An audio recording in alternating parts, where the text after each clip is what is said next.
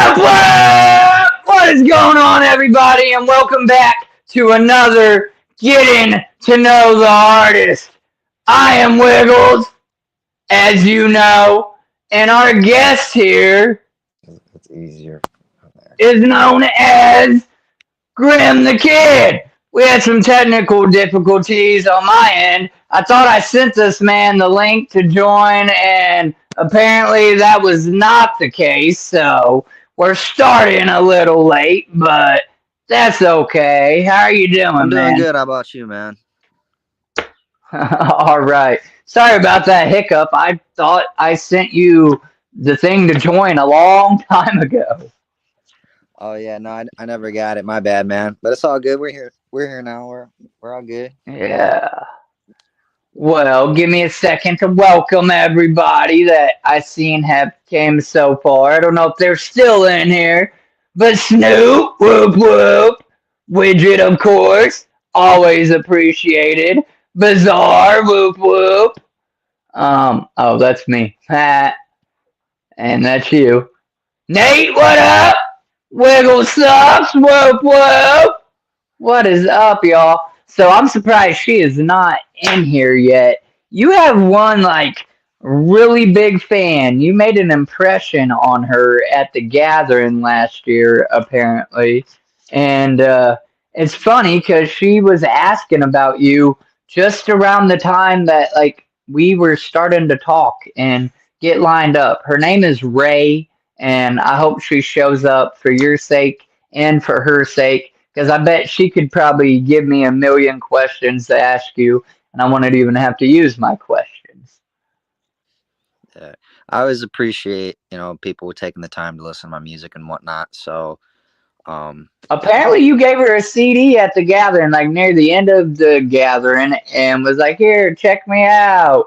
And she said she actually bumped it like her whole way home, and then like she couldn't find nothing else by you or on you or whatever. And I'm like, "Huh, that's ironic." And then that's when well, we started talking.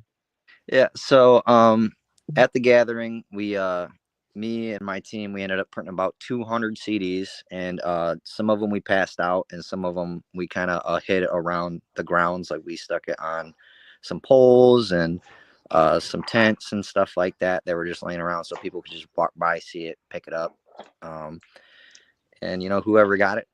So by the time we left, all 200 CDs were gone.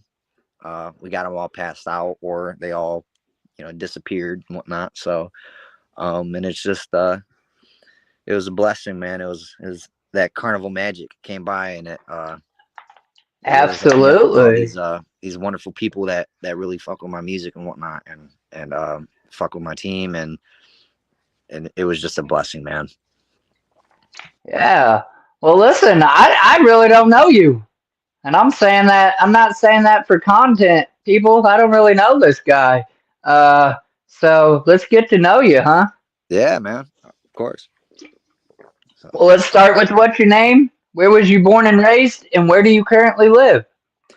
so my name is Grim the Kid, and I'm a cartoon rapper, and um, I live in Michigan, in Saginaw, Michigan, and I've lived here my entire life, and it's like the third most craziest, dangerous city in the state of Michigan, aside Oh, from yeah. Flint and Detroit. It's a bit smaller than those cities, but it's just as crazy. There, I mean, it's wild over here, dude. They got Right. the typical hood stuff, But I Yeah, I can myself, imagine. yeah, I myself was never considered a hoodlum or anybody that would be go out and trying to rob anybody or do anything crazy like Oh, that. you wasn't I'm out more there like, trapping? nah, man, I wasn't. I mean, like, saw a little bit of weed here and there, but like that He was said, I'm about not it. going to incriminate myself. I've Wasn't done nothing a thing crazy or like two to that. make a dollar. But yeah, Yeah, a no, hustler's I got to get it. hustle, man. You know what I mean? Yeah, no, I get But it. yeah, I've always loved the juggalo scene, though. I've always listened to ICP when I was growing up, and Twisted and stuff like that. Over the years, I kind of stopped listening to Twisted for obvious reasons and whatnot, though. Right. But Uh, but I yeah, ain't mad at you. um, Detroit, that's the heart of our culture. That's pretty dope. You're saying though that it was kind of gangster. Why didn't you never move? um, I I don't know. I just kind of stayed Home is in home. the nasty and whatnot, just because that's where all my Yeah, homies were. You know. yeah. No, I get it. I just like to ask this question. It's I have people that just the same as you that just they born somewhere. They might have moved only like 10 minutes away or something, but that's it. And then I've interviewed people that's moved across like the country practically. So it's always fun to ask. Just kind of get personable with the artist. And who knows, maybe a fan will be like, "Hey, I live in that state too." Or, Yeah. it's just the whole bonding and relating, and feeling like your favorite artist type thing. Hey, Um, shout out to Snoop from Hell, because she says she got that Murder King T-shirt that I was selling last year. That's what's up, man. Because I was oh selling yeah, T-shirts. that's the homie. I made them for the Juggalos last year for the fam, because I do artwork on the sidelines with my music, and I was like, we don't have really a whole lot of like sexy like waifu juggalette T-shirts except for the ones that Ouija Mac passed out, and I was like, man, I feel like I could do a little bit better than that, so I did them up and I was selling them last year, and they did fair. They didn't do where as where well were as I you thought they selling them would, but at? I I just bet walking I around, went by just you, walking dude, around like passing a everything million out. times and didn't even know. Yeah, man. Cause I I seen so much and missed so much all at the same time. If you It get my happens, drift, dude. It's like the gathering, yeah, man. You know. yeah, yeah. So absolutely. Okay, let's move on to the second question. Are you a juggalo? How long Oh, have you been down, if so? And it, do you consider yourself a juggalo rapper? Because some people don't like to be put in a box. Some people say there's no box to be had. What's your take? so I would consider myself a juggalo because I'm down with the fam and the fam's down with me, and I got love and they got love, so of course, you know, um, I got the tats, I got the hatchet tat, to show my love, because that I don't ever drop that love, that never goes away. Um, Right. uh, I've been down since I was 13. My pops ended up introducing me to the Clowns. He gave me the Great Malenko, which was the first CD I ever got my hands on. Followed up by the Mighty Duff Pop, and then I immediately had to get all the Joker cards I could after listening to both of those CDs. Um, Oh yeah. as myself as an artist, I would not say that I'm a juggalo rapper, but I wouldn't say that my music is not for juggalos though, because I would say that um, my aspect of horrorcore rap within my own music is horrorcore rap, but it's a different take on it. My music is not about murder specifically. My music is about the disturbing things in life, like the paranormal, ghosts, goblins, um, you know, murder mysteries that are bizarre and unsolved, Right. or stuff like that, like this strange, dark, and mysterious type of stuff, like Mr. Ballin would cover, I or mean, that's dope. You're taking real shit and making or songs out of it. That's dope. you know, like I watch a channel called Ladies Who Masquerade, and he talks about like unsolved murder mysteries and stuff, and I go and check out Bizarre Bub for all these like paranormal clips that he posts and stuff, and I listen to all the stories that they be posting and stuff, and I'm like, I have a high interest in all this like paranormal bizarre stuff, dude. I should just make this like the foundation of my music.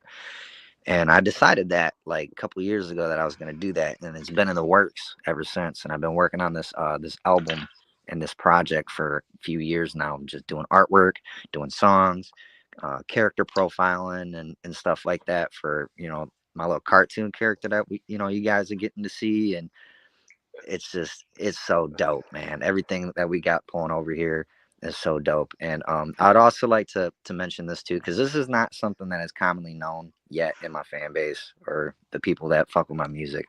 Is we are getting together and we're starting a productions team called Graveyard Society, and it's to represent the artists that work with me and the people that put towards the effort into making sure that Grim the Kid comes to life, and that people get to see the character and the sides of him that, is alive, like comic books and merchandise and music videos and stuff like that.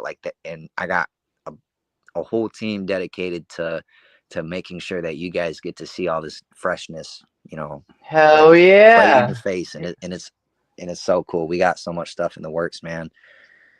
You really got it going on, huh? Do you have a very extensive team, or is it just a couple people, or? For right now, it's a couple people, but we're always open to working with more artists. And it doesn't matter if it's animation artists or photography artists, or just people who do digital art or people who make music. Any Right, artists right. we're open on working with, because we want to represent art in its entirety. It's not solely about Grim the Kid. It's not solely about me. It's about expressing art in itself. And Dude, people who are that's in that awesome. team, they got so much love for what I'm doing right now that they just choose to like support what I'm doing. They choose to pump out, art of Grim the Kid, and choose to, hey, I want to do a music video for you, and Yeah, and I'm yeah. like, Speaking if you of, guys ever want to post anything with your guys' artwork or whatever, I'm cool with that. So I well, guess, you already yeah. tried to. I don't know if you've actually hit her up yet. Talk to my old lady. She does her little bit of digital art thing. I don't know. Maybe y'all collaborate. Maybe not. Maybe I'll get you to do some shit, or get her to do something for me to put on your shit, or I don't know. We'll talk. That's freaking dope. Speaking of shout outs and unconditional support and love, I got to shout out this motherfucker, Woody Woo. Wiggles loves you. That's the homie right there.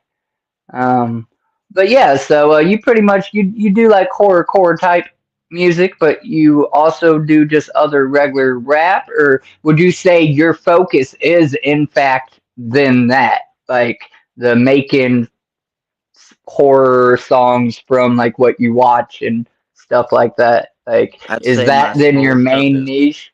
my sole purpose for my music, my sole purpose is the paranormal. If I could describe Okay. my focus in on my music, it's paranormal. Right on, right on. Um, All right. And I like how you separated. You said I wouldn't say I'm necessarily a juggalo rapper, but I'm not hating on it. I'm just in my own lane, doing my own thing. And you confirmed you are in fact a juggalo. That Great Malenko's the spot for a lot of us '90s people.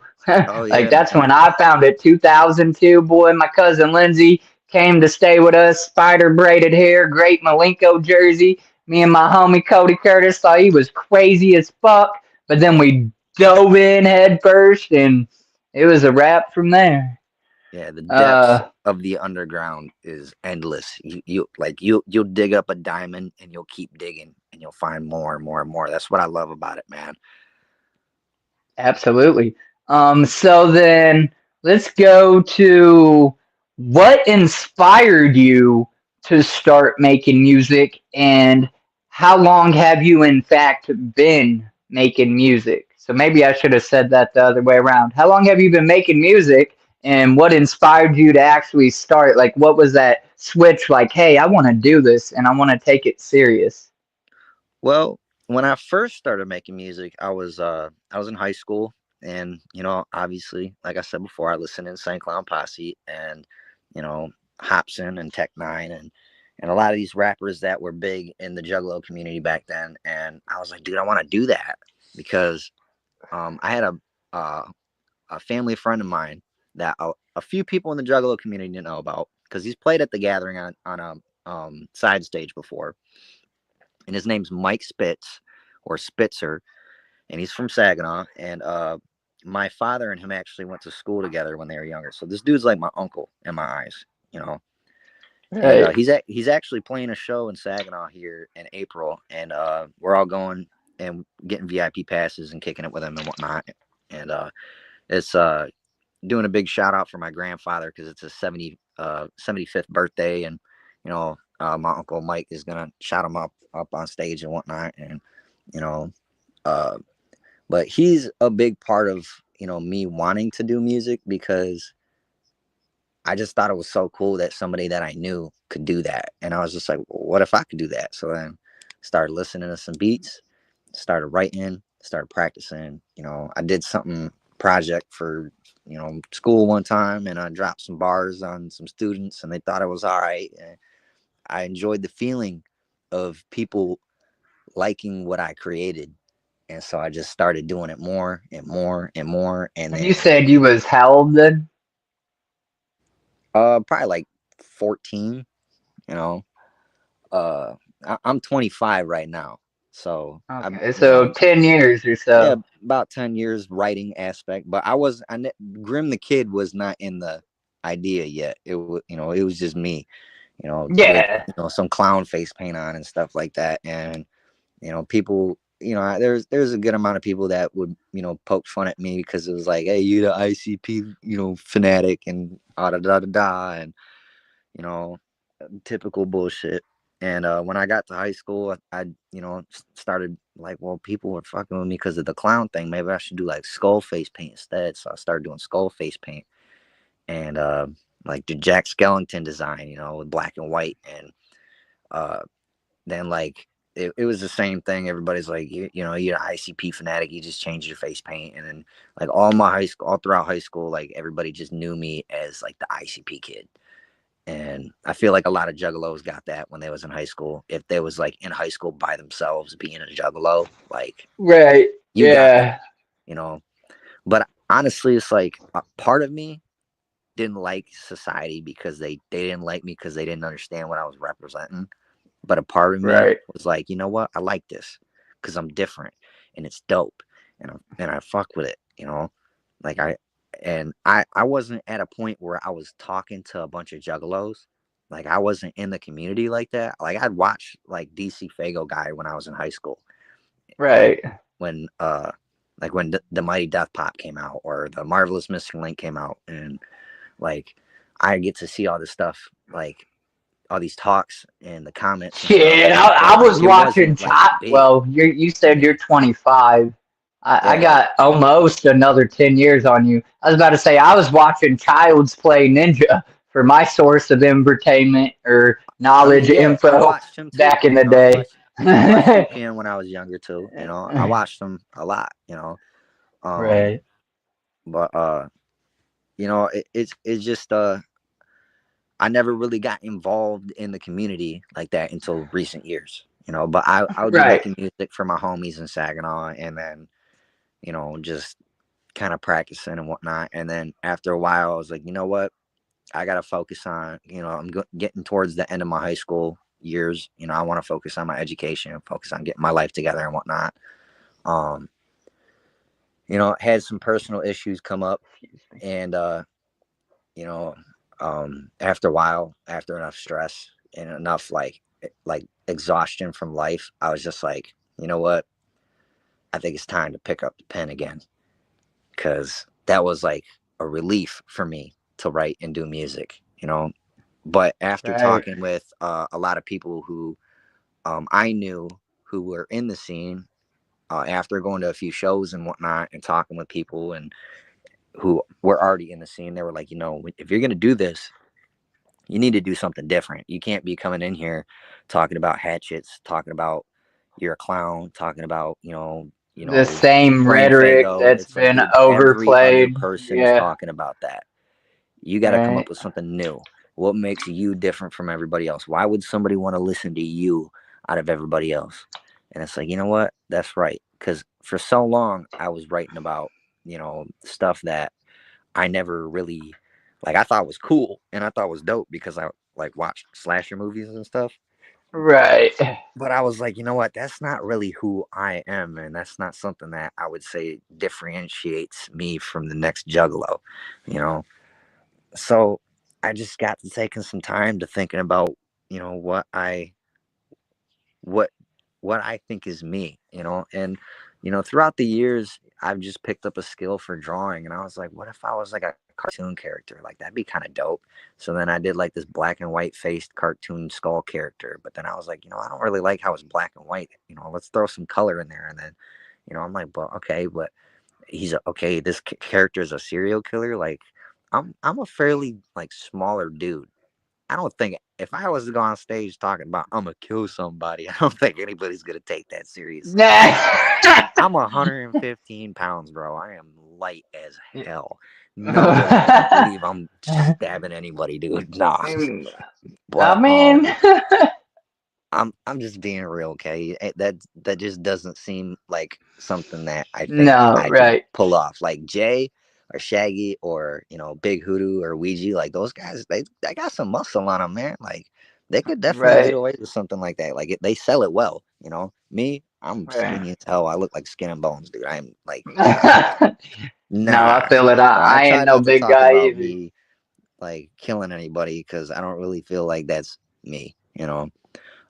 Another thing too is I ended up, having a relationship with God throughout, my years of putting down the pen, and I feel like a part of this is for me to represent something spiritual that I found.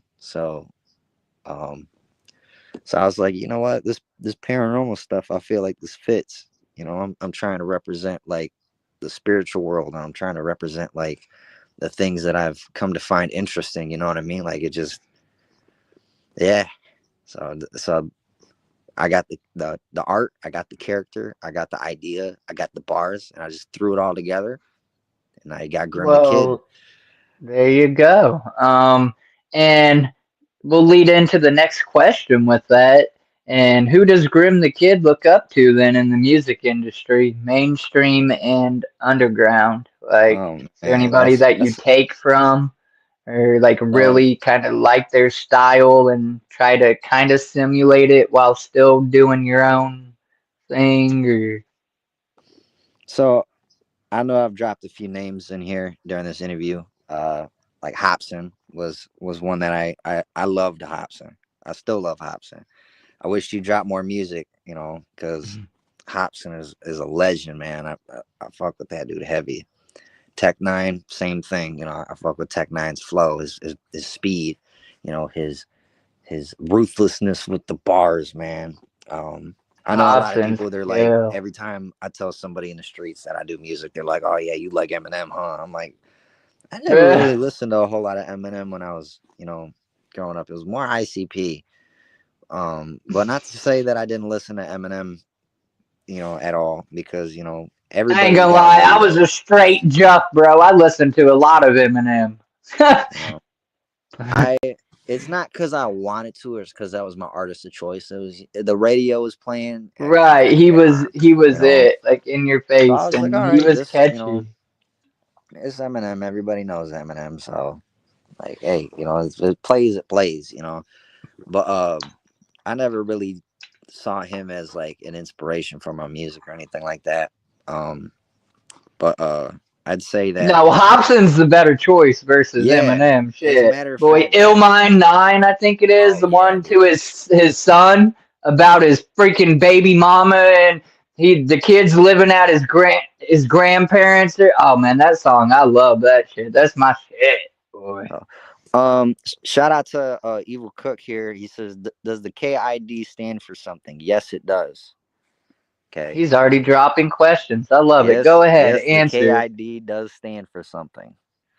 Okay, and that K.I.D stands for the King's uh, enlisted disciple.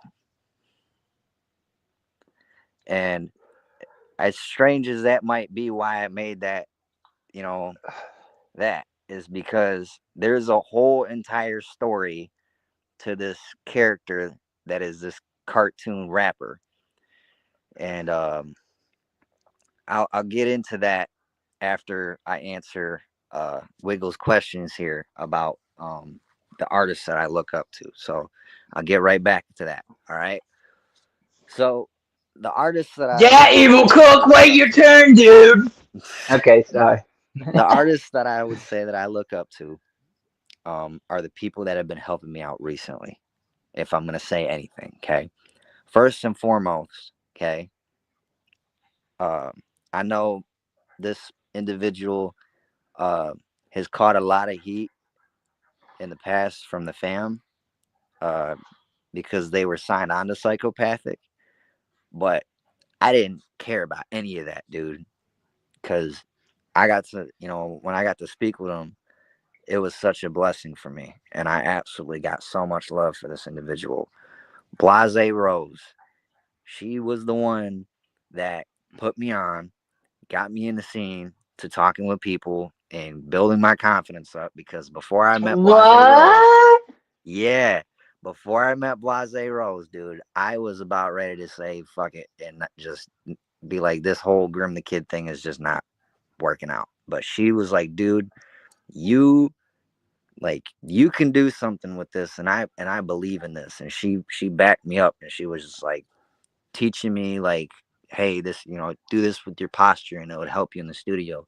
Try doing this with your writing. Instead of saying like I ran down the block, just say ran down the block. Take the I out of there. You don't need that. People will get that. They'll Right. pick up on that. She taught me Right. so much stuff with writing and with recording, and like she was Without so saying too supportive. much, how did you get connected with her? She was a big deal at one time until she wasn't So anymore. so I was a huge fan of hers, and I watched her perform at Hallowicked when I think Hallowicked 16. I watched her perform, Yeah.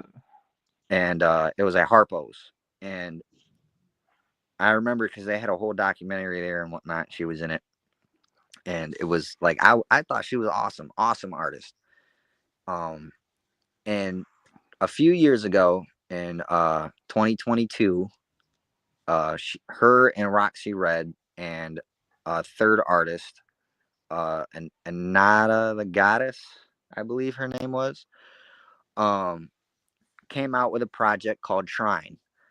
When this project came out, I had posted in the YouTube comments as Grim the Kid. I said, "Hey, do you guys need any artwork done? Because I do art, and I know I'm just like a nobody here, but like I'll do artwork for you guys if you guys want." And they're like, "Yeah, actually, can you make us an album cover?" And I was like, "Yeah, sure, I don't mind."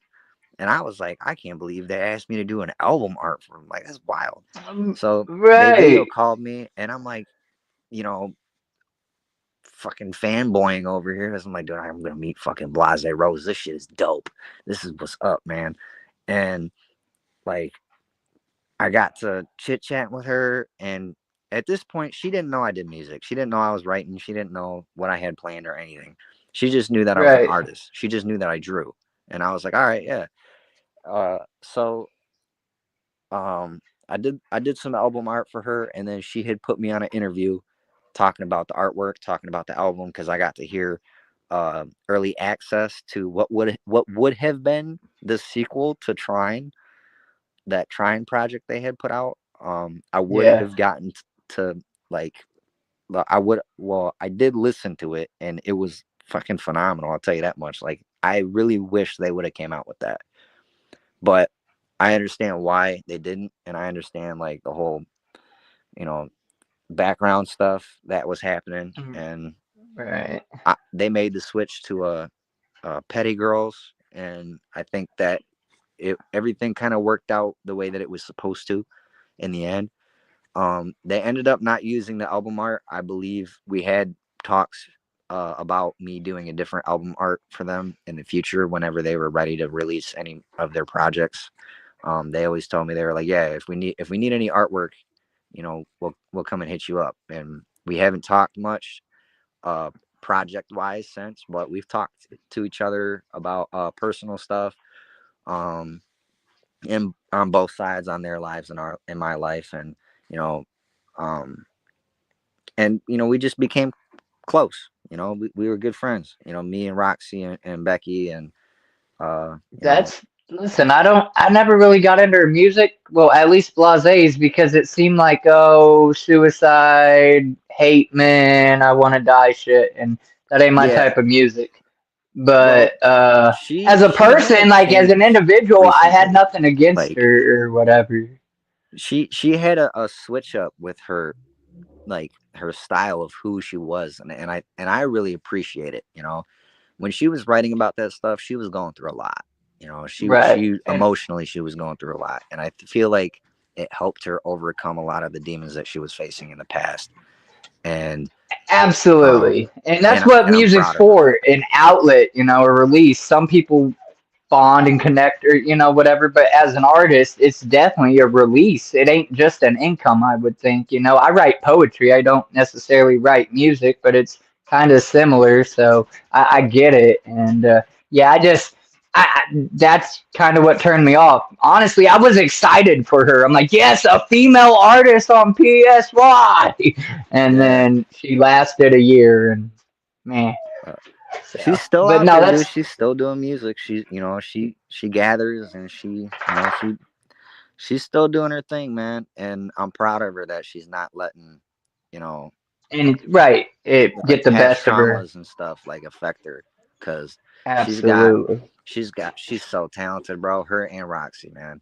Like Um, I love both of them to death, bro. They're like my older sisters. You know what I mean? That's kind of the view I have on them. You so know? then have you since like talked to them about maybe doing a song? Do they know you make music now and Yeah. shit? When they found out, as a matter of fact, the moment they found out that I made music was during a talk about the artwork and whatnot, and she like playfully snapped on me and was like, "Are you kidding me? You make music and you never told me this entire time." And like, why didn't you tell me that? I was like, because I didn't think it was a big like, I didn't think it was Dang, of the right. significance that it mattered, And that's when she was like, you know what? Send me something and I'll take a listen to it. And then I sent them some stuff and they were like, wow, this is. I mean, it's not perfect, but I mean, dude, you got potential Right, here, right. man. You got some bars, you got some stuff to say. So, That's they dope. helped craft Grim the Kid a little bit, Um the another artist that I would say helped a lot was Humble Among and Frankie Goldie. Those two have helped shape uh, my my vision and my view on what I'm supposed to be doing, and both of those have happened quite recently. Frankie Goldie has been just super positive and uplifting about what I've been doing, and just being like, you know what, this dude has got swag, But I feel like you overthink things too much, and you just got to clear your head a little bit. You can't be so worried if you're doing the right thing and the wrong thing. You just got to be doing what you think is fresh, man, and just drop it. Just do it. Right. You know, he's like, don't think about it, just do it, and I guarantee you, it's gonna be fresh because you got that, man. And I was just like, I got all these people in, you know, talking to me, telling me that That's this is fresh, and I'm like, you know what? As many people that's coming up to me that's saying this is fresh, and where those people are at, I'm like, this and right, has to be notable somewhere. people at that. Like, Humble, this has he's got to be a notable in sign. our community. I didn't even know he made music for the longest time. We just had the interview with him and whatnot. I knew he done his podcast and whatnot, but somehow I didn't know he done music, and that's bizarre to me. And then Frankie Goldie, he's goated. He's becoming legend in his own right. So Yeah, man. that Shout out to Gloom Unit. I love y'all for real. right. See, well, I'm not gonna see him perform. I'm sure they'll be there day two, but they perform day one, and I'm gonna miss it at JO3. But I'm gonna be there the second day. Yeah, man. So much fucking love. And then Humble Among, he gave me some respectful, like positive criticism about some of the tracks that I had sent him or showed him. He was like, you got the bars, you got the design, you got the look down, you got the aspect down, you're doing everything right. It's just your mixing and mastering. I feel like you could use some work.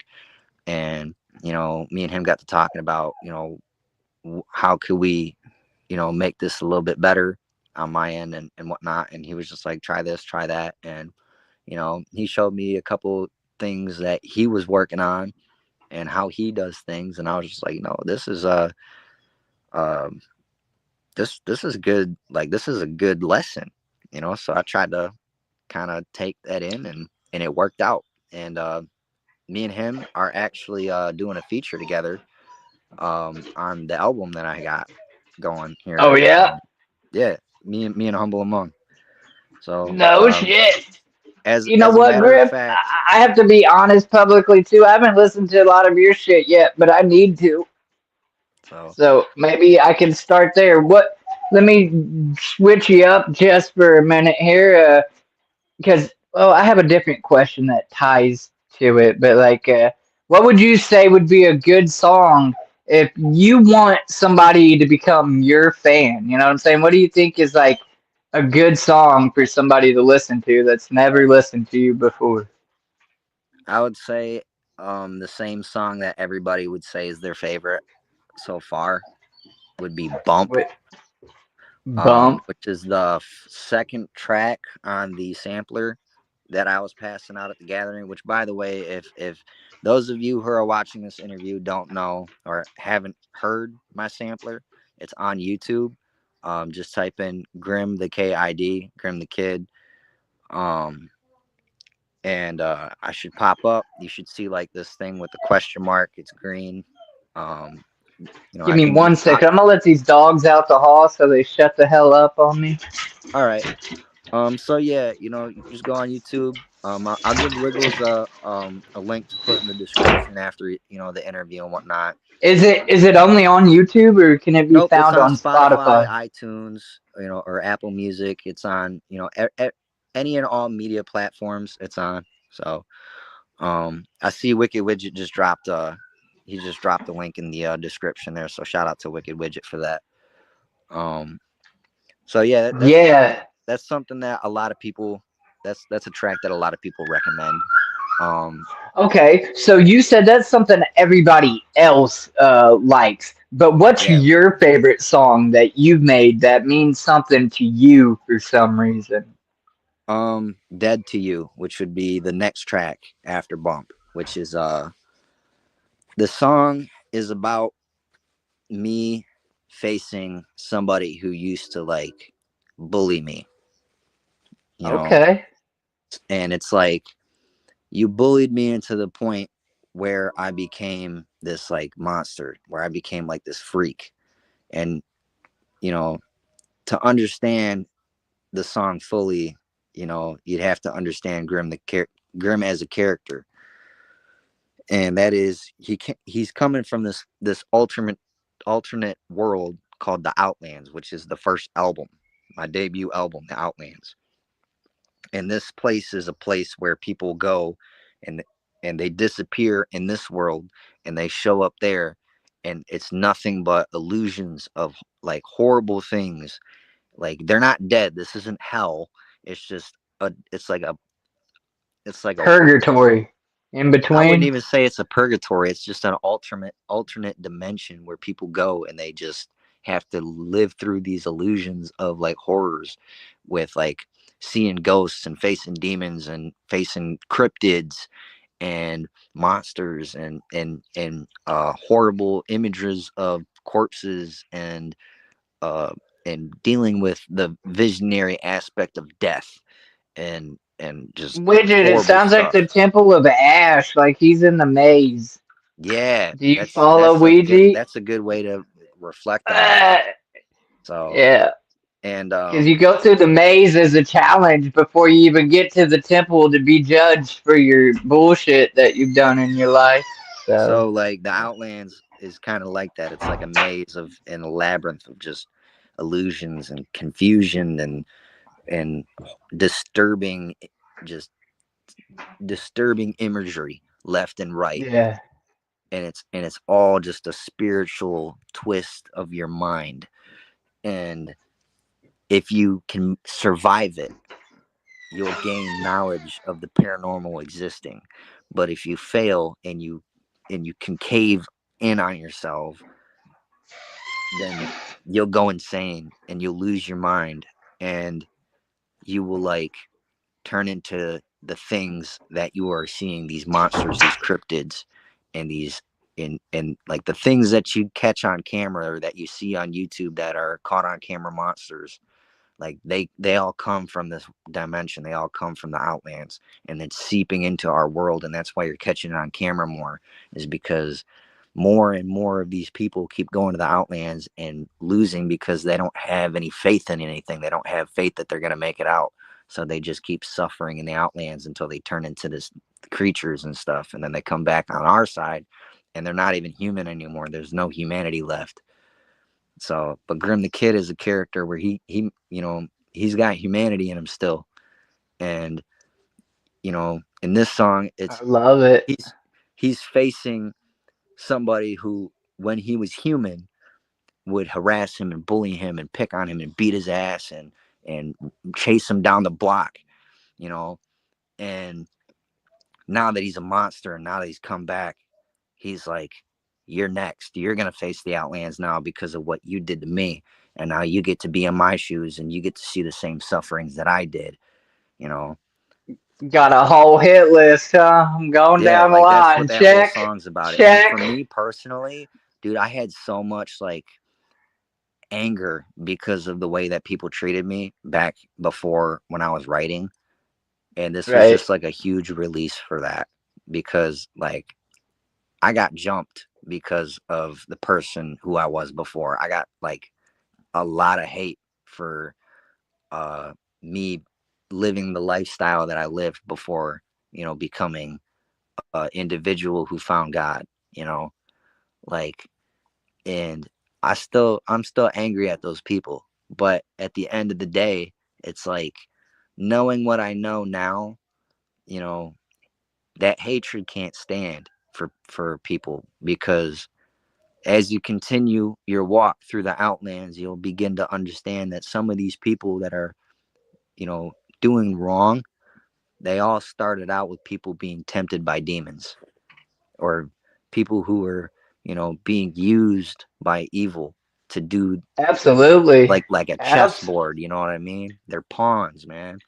So you can't be at mad at the one pawn. time, they You got to be started mad at the off thing good. moving it. Yeah.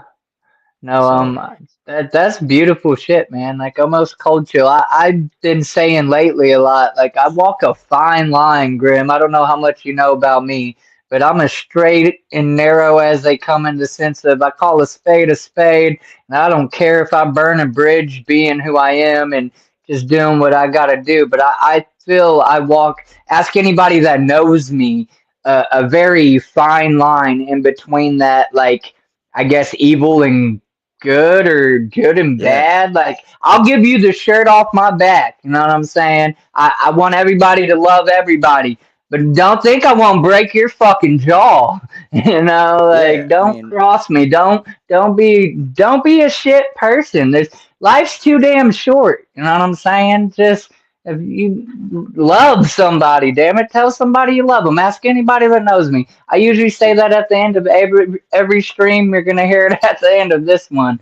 Like, if you're an individual that is walking through life and thinking that like you're on a journey and you have a destination to go to, this album is for you. Okay, because this entire yes, album is walking this journey with you. This album is dedicated to those facing adversity, because that's what the Outlands is supposed to represent, is your see, struggles, maybe I your I needed adversity. this interview. Maybe I really need to dig into your music, dude. I like it. I like the sound of it. Anyhow, you're selling it pretty good. We'll just have to see. So like, Um, this journey through the Outlands, it's not just Grim the Kid walking through the Outlands, it's all of us. We're all walking through this void of confusion and illusions and suffering. And it's not anything that I have to do alone, because you guys are doing it with me. You guys are listening to this music with me, you know. absolutely right. Um, Next question I got for you, man. I appreciate you elaborating. Firstly, let me add that some people come up here and it's almost like they just try to short answer me, and it's cool. It's your guys' interview. I'm just hosting it, so whatever you want it to be is what it becomes. But I appreciate when people elaborate on answers and actually, give me a little bit of context to why they even said what they said. So for that, thank you.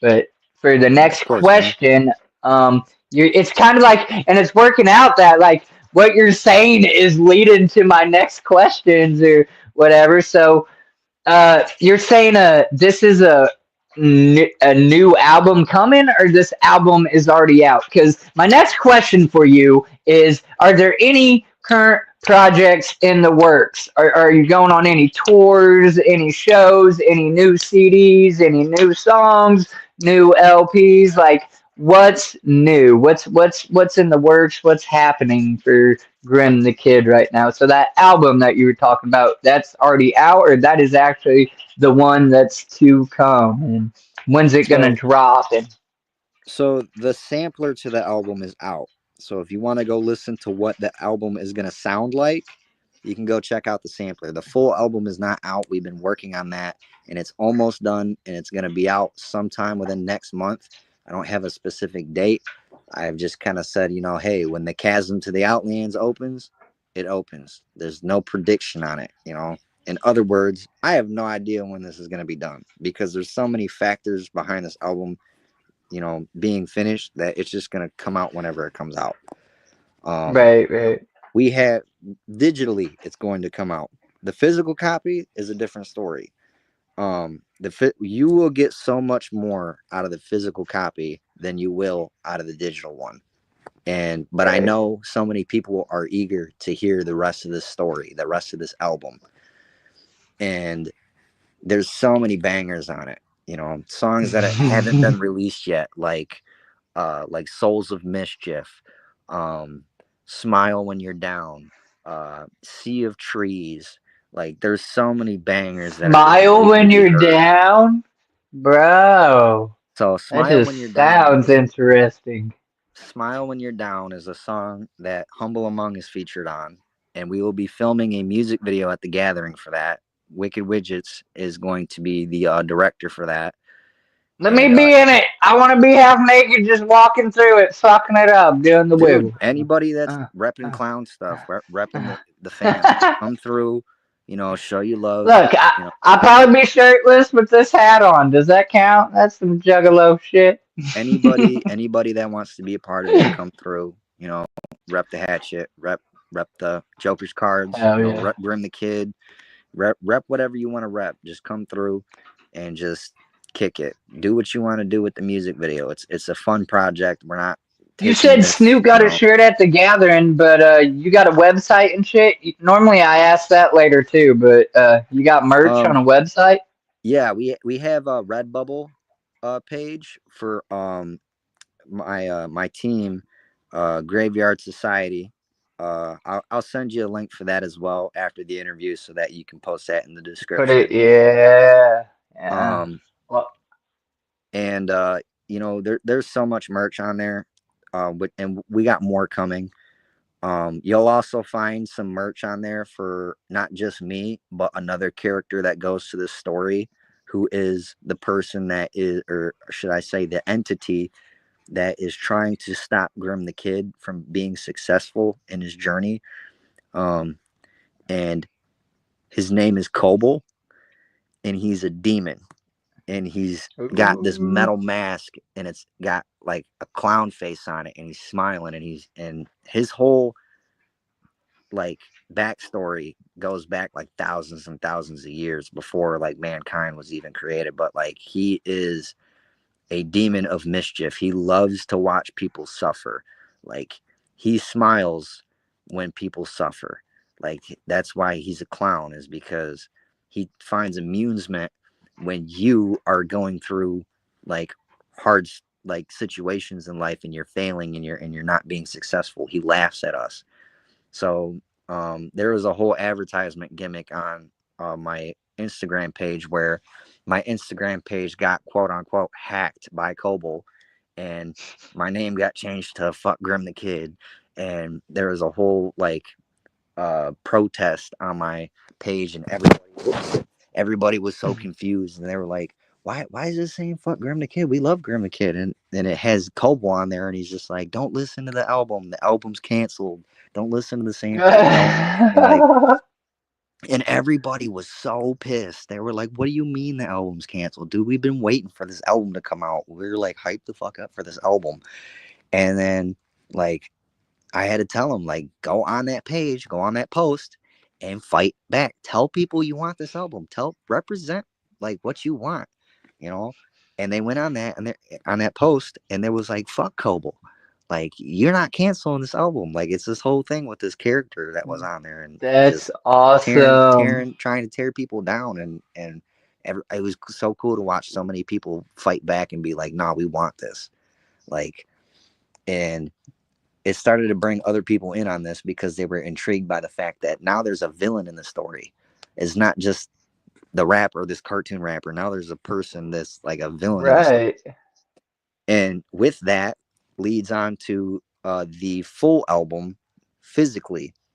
So not only will there be more songs on the physical album than the digital one, or bonus, lyrics on that album, but you will also get a 6-page comic book in the booklet that has some story to it, to what Grim the Kid experienced in the Outlands, and what happened in the Outlands. Why does Grim the Kid look the way he does?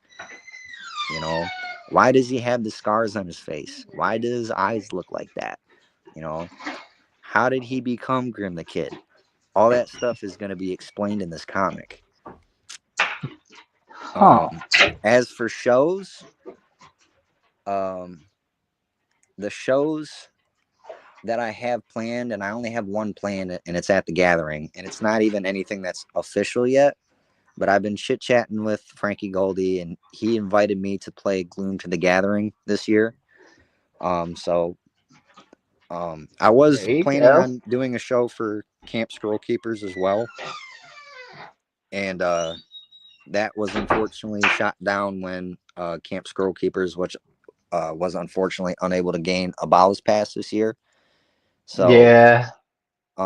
which we're all okay with, but it would have been nice to do another show this year. But there's always next year with what we got There planned and ain't. stuff. You're So in Michigan, like the. That's. I want to call it the. It ain't, but it's like the underground music capital. I swear, of the United States. There ain't no shows you can get on, and you haven't tried to get on no shows. Like, are you connected with Cartoon and Enoch? I myself haven't really sought out any shows because I never really considered that I had a big enough following to pull an audience yet. Because I'm just starting But out. I that's got why you go physically as an right now. I opener. got Yeah, I got one sampler out right now, which is not much.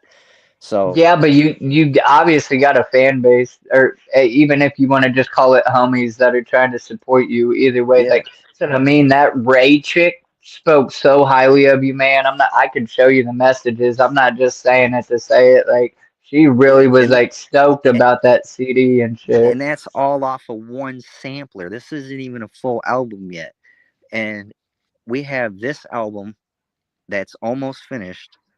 Plus, the next year's gathering, we have another sampler for a totally different project planned, and that's in the works right now. On top There of you go. what that sampler is going to be for, which is two separate albums that are a part one, part two, which is the second chapter in this story. So the Outlands would be the first chapter, and then what's coming next is going to be like the next two chapters. Ellie, And shut I'm up. not gonna spill too much on that because I don't want to spoil anything. But Yeah, man, you ain't gotta give you us know, all the goods. I just a little bit here and there. I just want to know if you doing any shows or whatever, and are you um, working on stuff. Which obviously you told us you're working on quite a bit as far as musically, including some features and whatnot with some peoples and stuff like that, which is always nice. Or you said like a feature with Humble, or that's just part of the album. yeah. It's that. I also got a feature with Frankie Goldie as well. I'm not sure if it's gonna make it in time for the full album to drop digitally, but if at the very least I'm gonna aim towards the physical album for it to drop. If not, I might release it as a separate single for like a bonus track or something. But and that's just because of production issues that we've been having. Um, but yeah, Hush. so we got a fair lineup for features on the album. Um, and as far as the next two project goes, I can say this: the sampler's name for next year's gathering that we're trying to aim for, because we originally we wanted to do it this year and wanted to release a new CD every year at the gathering, but just with what we had planned for this year, we wanted this year's focus to be on the full album for the Outlands. And so I didn't really want to, you know, dim that light on this album. So I was just like, you know what, we should probably wait and put things together and take our time with the sampler for next year. So but next year's CD, what it will be is you'll get it's similar to like how the samplers were for last year's gathering, how it's like really thin, and then it's got the CD that slides up the side. Um, and it's gonna be called the Black Disc. And the story behind that is it's a file that is cursed. So if you listen to the CD, like it, like the curse moves on to you, and the only way to get the curse off of you is to pass it along to somebody else to listen to. So the project is literally made to be passed along, you know, kind That's of like dope. those old pictures that was like, oh, if you don't send this to somebody in the next 15 minutes, like you're going to be this, you know, Right, what, lady right, with no curse jaw and no forever. eyes is going to see Yeah. you at night or something like that, you know. But this is like, um, you know, there's two spirits that are inside the disc, and they pay you a visit, and if you don't pass this along, then you know you start having Ellie nightmares or Hush. something. Like we haven't really gotten the full story worked out for the black disc yet, but that's essentially what the concept is going to be: is a black cursed disc that is a file of all these like hidden messages, or like messages that were transcribed or something, like Right, right. uncovered, you know Coded. Right. so Dude, but yeah, that's cool. I like that you're trying to like really make something with it and early, you know what I'm saying? It ain't like you've done been making a bunch of, albums and then out of nowhere, because then it kind of looks like a copycat type of thing, you know what I'm yeah. saying? Like people doing their own stories, but no, you're starting it at the beginning and whatnot. You really have me intrigued. I'm definitely gonna be checking you out more after this. Uh, are but you Oh, well, you can finish. Sorry, I didn't mean to cut you off, actually. I was actually just in a meeting as well, with my team early, probably not even an hour ago, and we were talking about the rest of the projects that we had planned out. And so I'm like the here, but Black I gotta Disc listen one. out again. Sorry. It's okay. I got the chat here too. We can chit chat with. So the Black Disc is. I always kind of thought of it as like the Death Note, but for CDs. So like once you touch it, like that's a wrap. You're in it now.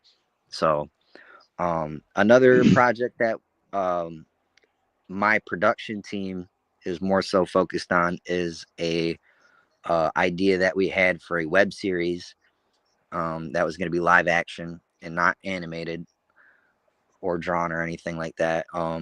We wanted to focus on the filmography of uh, of our team and representing what like Wicked Widget could do uh, on our team and whatnot. So we came up with a concept called Tales from the Outlands, and it's a bunch of side stories that takes place, you know, around the idea of the album that we'll be releasing here soon, the Outlands album.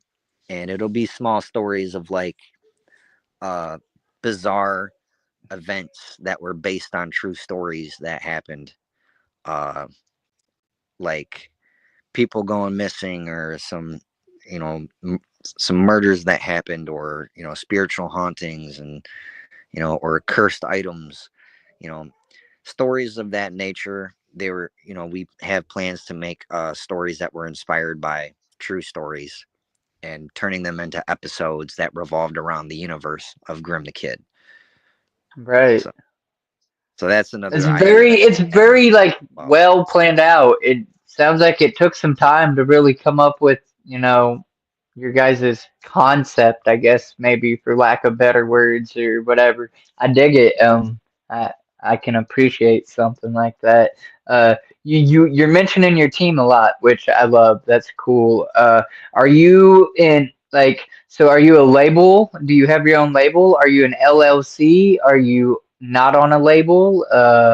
And that leads to the next question of where do you see yourself in 5 years? Like, what's your 5 year plan then? Do you, if you're not already, do you hope to be signed to anybody? Do you hope to be on your own label if you're not right now already your own label? So it just kind of continue with what we were talking about, but with a little more to that very thing. I'm not on any label right now. I wouldn't consider Graveyard Productions or Graveyard Society Productions a label. It's just a production team. Nothing's official with a LLC or anything like that. Um, as far as being signed in the future goes, uh, I don't plan on getting signed to anybody. Um, it would honestly take me looking at the offers and seeing like, okay, what am I being offered here? Like, and personally, I highly doubt that psychopathic out of anybody's gonna pick me up, or Magic Ninja, or anybody that's like big like that. Chapter 17, like, um, I don't see myself signing with any three of those parties because a lot of those individuals focus on the classic aspect of horrorcore, which is not who Grim the Kid is. You know, how am I going to rep a Hatchet Man if I don't talk about murder in my music? That doesn't really click in my head. Because, Um, well, yeah. I If mean, you're still talking about horror, there's funny type rap. You got like Clockwork E and ICP's old get ups and whatnot. Spin yeah, the bottle I and was gum. never really good at comedy raps because I'm not really a funny individual. Like, I don't make people laugh like that. I mean, I'm a goofy motherfucker. Don't get me wrong, but like, Right, right. I'm not like I can't intentionally make somebody laugh. Like, that's just not me. I'm not a comedian. I I just say gotcha. if anything, I'd say I got charisma. Like I So um then, is this team just a couple buddies that you've known for a long time? Can you tell us anything about them? so my team is just people that, I've come across and I was like, hey, you are a talented individual.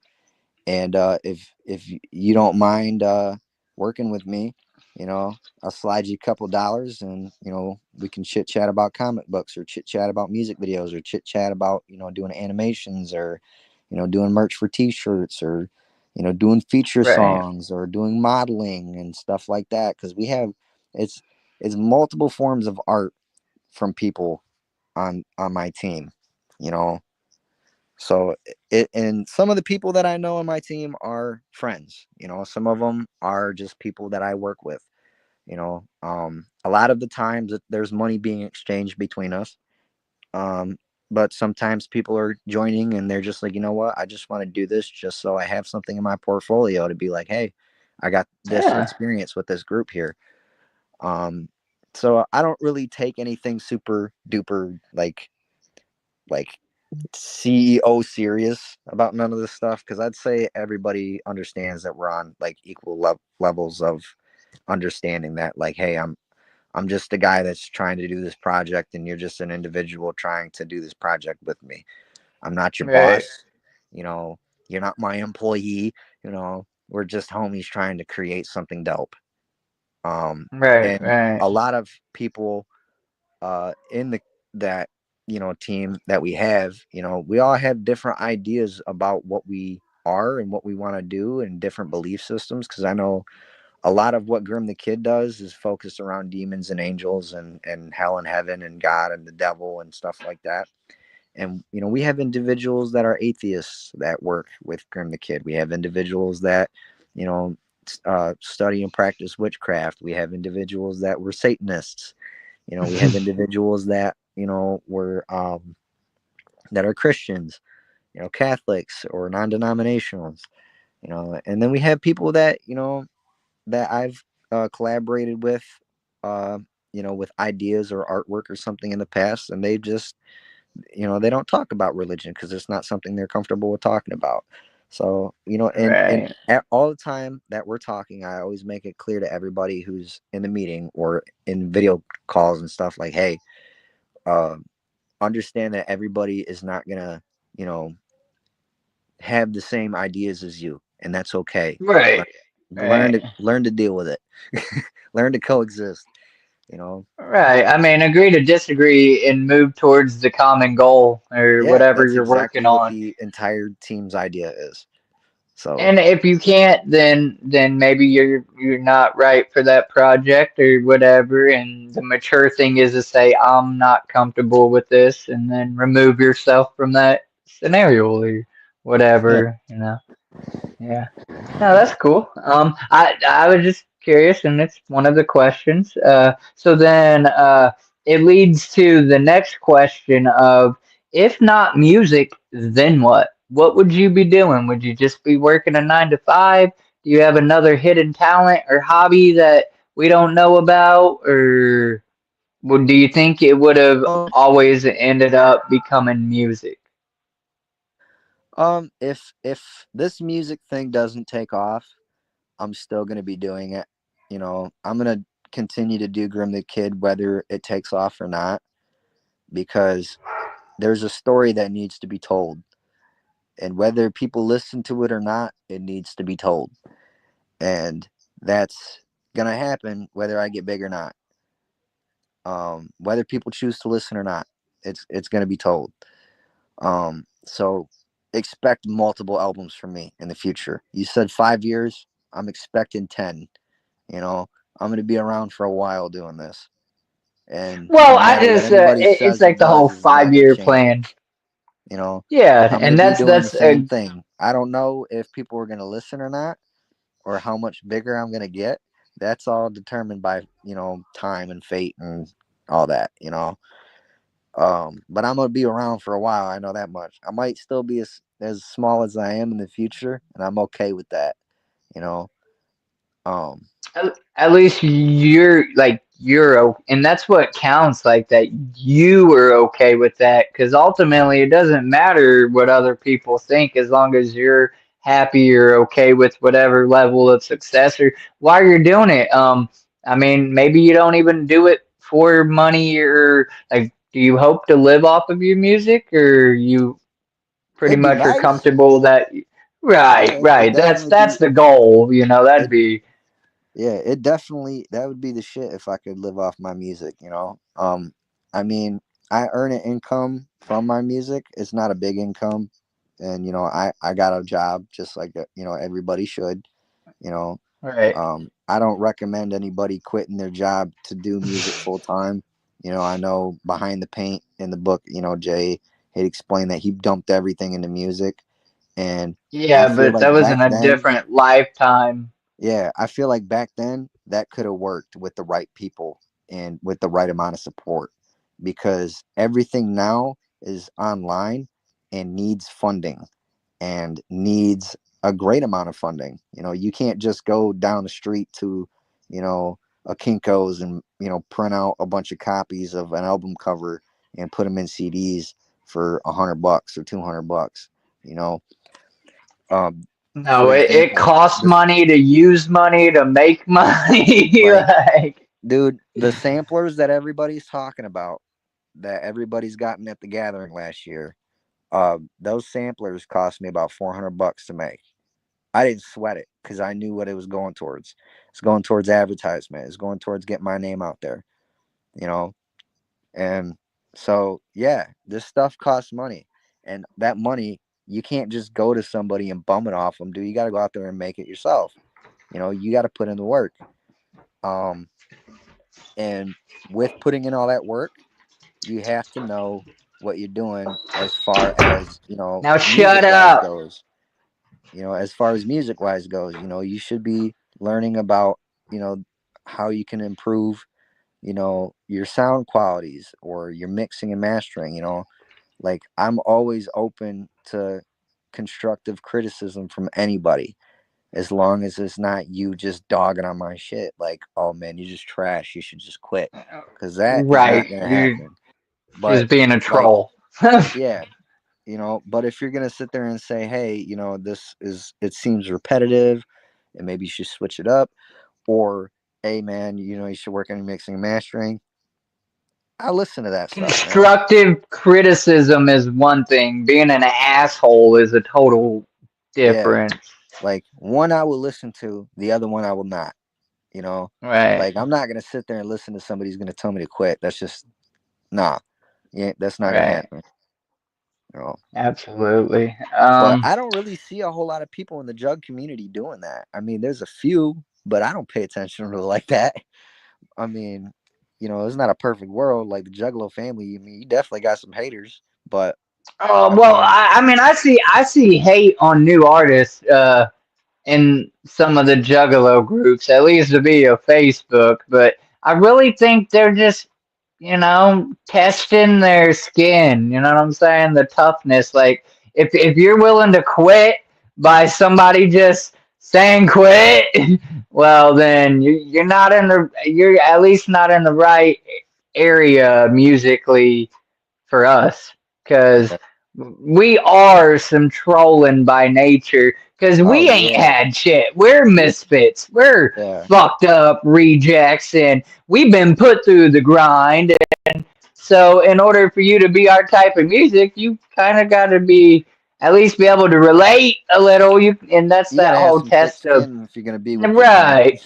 At the Yeah, same time, some people go overboard and get ignorant with it. I yeah. think, in my own opinion, I'm saying I'm not speaking for everybody. I'm speaking for me. Oh, I Some definitely people understand what you're go, saying, because when I first so started out trying to push Grim the Kid, it was around the same time that Toxic Plague Entertainment had came in and started doing their thing. And I tried to, represent myself on there a lot and tried to, because they started advertising for some artists that were coming up. And I was trying to, jump in on that and be like, hey, I'm doing music too. Is this a platform that I can put myself on and be like, hey, I'm doing this? Because they did make a platform for people to stand on and speak on. But right. when it came to what I was doing, they were not for that. They were like, nope, we don't want to Hey, represent this here because you are a fucking nobody, and we don't. That you're not gonna get us views. So get the that's fuck out of here with me, that. So Widget. That's me. I'm a nobody. Hi, nobody. I'm the other nobody. yeah, I was really let down by that interaction, and there was a lot of people in their comments that supported what they were saying, because they were like, we watch these guys every day. They ain't gonna fuck with you because you just come in here thinking you're this and you're that. Right, Get the fuck right. out of here. We It's came to talk about about Insane Clown respect, Posse. really. We came to I talk mean, about it's Insane Clown Posse and Ouija Mac. We don't care about no yeah. Grim the Kid. Get Ah. out of here with that. I get it. I get it. But it's And as really much just as about respect and how you go about it yeah, too. and Like, as much don't as come it in kind of thinking hurt you're to the hear that, shit. I also Cause understood it as well. But I was also like, you know what? Maybe I'm just made to be a consumer instead of a creator. oh, And then another individual came up after, after that whole situation, Mike Lawless. I got to hmm chit chat with Mike Lawless about that, because I was like, dude, I've been making music. I don't really feel like doing it no more, because this is just, I feel like it's pointless because ain't nobody want to listen. And he's just like, dude, give it time. You just got here. Don't let this fall. Don't let this fall between right. your fingers, man. He's like, because I listened to your music that you put out, and it wasn't even the sampler. It was some SoundCloud stuff that is not around no more. You know, but he was like, dude, you got it. You know, you definitely got it. You just need to clean up. That's it. You just need to Right. clean up Sharpen and it up a little yeah, bit. sharpen your skills up, and then jump back into it, man. Because he's like, I'm telling you what. He's like, don't fail the family like you think the family's failed you, because like they you don't let these people that you think represents us dictate what your idea of us is. And he's like, because I give a fuck about you, bro. He's like, I don't even know you like that, but I got love for you like that. So understand that. Right. Don't And I let was just like, the one individual or a small portion represent the whole body, because there's some fucktard people with hatchet mans on them that really need it peeled off their body. yeah. But that's another topic, so we won't get into But that. But yeah, yeah, it um, was a rough time for me dealing with the jumping on the juggalo world and getting people to know who I am and the type of person that I am and the type of character that right. Grim the Kid is. And I feel like it's picking up speed here, and I'm pretty geeked in many ways to express the kindness and the compassion that I have for the people that are supporting me on this, because Absolutely. there's a big message behind everything that I'm doing, and I'm not gonna come out and say it, but when you sit No, through and save some experience the type, surprises. yeah, when you sit through the entire experience, at the end of it, you're gonna be like, wow, like because But that's there, what he was talking about. okay, That one day when we were just chatting, that's what he meant.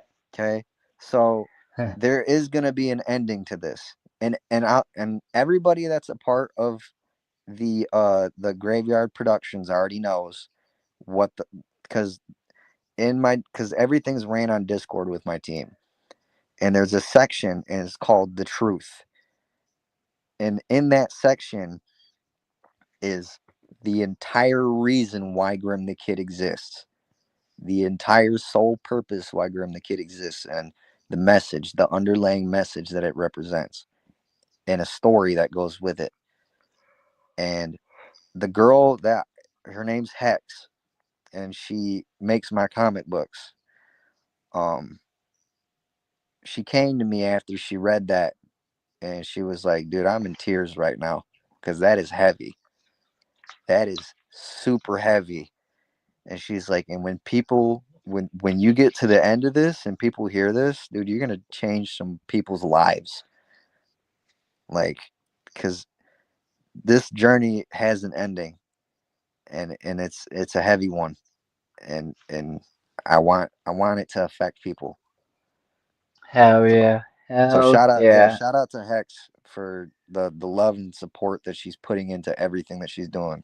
And after she had read the message, she had a clear understanding of what she had to draw and represent when she was doing these comics and whatnot. And man, it's beautiful. It's heavy, but it's beautiful, man.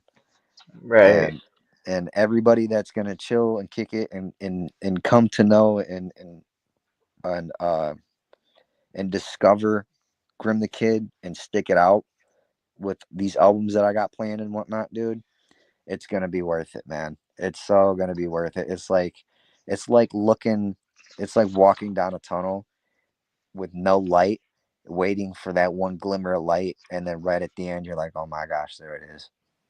That's literally how it feels. That's Hell yeah. literally how it's gonna feel, man. It's gonna be so awesome. Right on. Next question is what did you want to be as a kid? Was it a singer? Maybe Actually, a no, no. astronaut or something? When I was a kid, I wanted to be a video game creator. Oh So yeah. I loved video games when I was a kid. Twisted Metal, Yeah. Silent Hill was a Uh, big one. Zelda, I love Zelda. absolutely. I still love Zelda. Absolutely. So, Spyro, Mario, See, that was my shit. Jack Some and Spyro. yeah, Jack and Dexter was a big one that I wish they would bring back because that was a good ass game. Um, except for the Oh uh, except for the PlayStation Portable game that they yeah. came out with. That one was trash. Not Man, Dexter. PSP, that's like the one Sony item. Well, I guess I had a PlayStation 1 too at one point, but mainly my whole life it was Nintendo or Microsoft. But PSP was the one Sony thing I really got. I'm like, portable game system, hell yeah. And then the load time was like forever for the Oh yeah, games. And I'm like, this is ass, dude. yeah. That's actually why when the DS came out, that they still use cartridges is because it was less loading time. You know. Right. So, Crazy. and that's also why Wow. with like the N64 that they stayed doing cartridges instead of discs is because of the loading times and whatnot. So, you know, but Crazy. yeah, I wanted to be a video game designer, and you know, even now I was even looking into like doing indie games or trying to create an indie game, and this was recently because I figured maybe I could do something for Grim the Kid, make a Grim the Kid video game or something, like something small, like a fucking click and point game or something.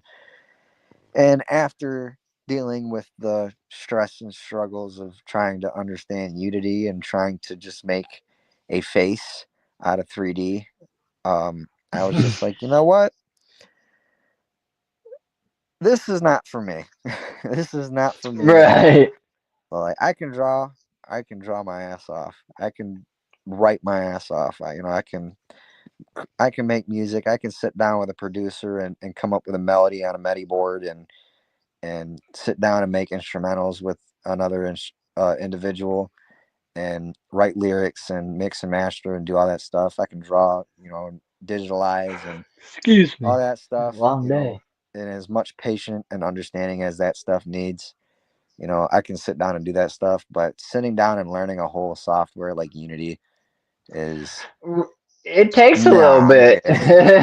I Yeah. have enough Um, time invested in the music that I can't be messing with another project like that. So right, right. Moving forward, man, I don't mean to cut you off.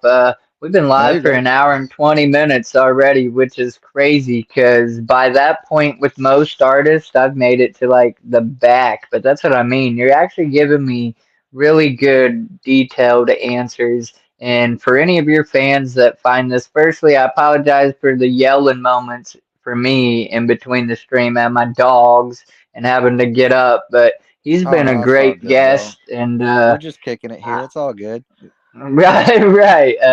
I appreciate it. The next question is, and you mentioned earlier a little bit on it, but not completely. You said you might end up trying this year, but have you played the Gathering of the Juggalos, and or would you? And then, how many times have you attended the Gathering?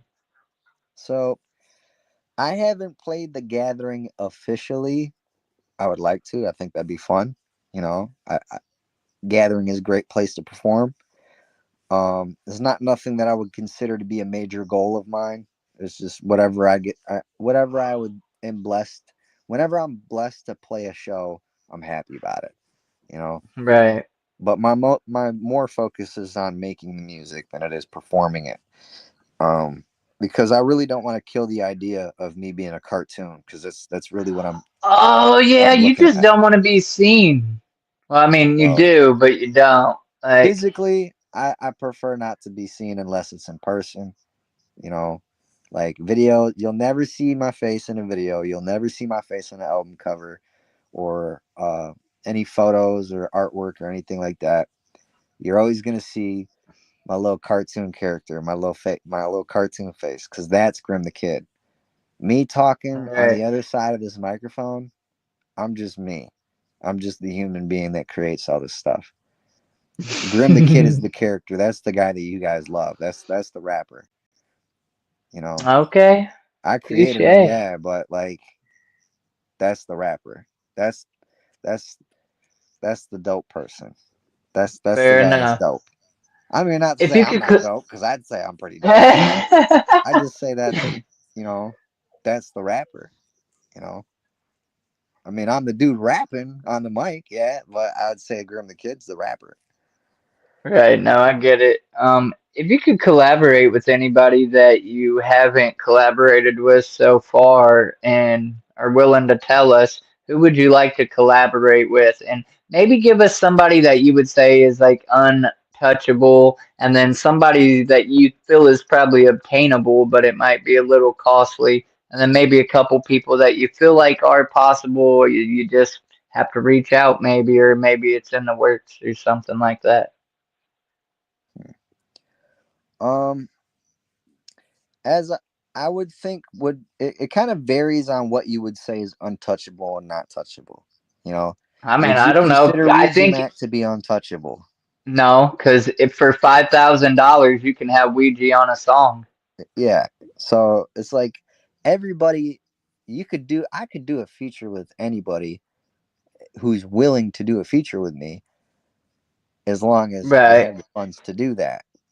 So But I would say almost not even to dismiss, but like, so then I guess I would have to change it up to just like who would be your mainstream artist? Because in order to ever, they're charging bands, bro, like probably hundreds of thousands or something crazy. Because I think I heard once the clowns, even to get them to think about it's like $20,000 or something crazy. And even then, they're really not trying to do no features. They're trying to run out this last card and do what they do and one or two little, with some real good homies, but to actually get them to just feature with somebody, it's almost next to, impossible. So that I would say they would probably be an impossible. Maybe you don't feel that way even with them. Like, yeah, they're probably obtainable. I don't know. So, like, maybe give us just, a mainstream person, radio, like somebody that'd be on the radio that you would collab with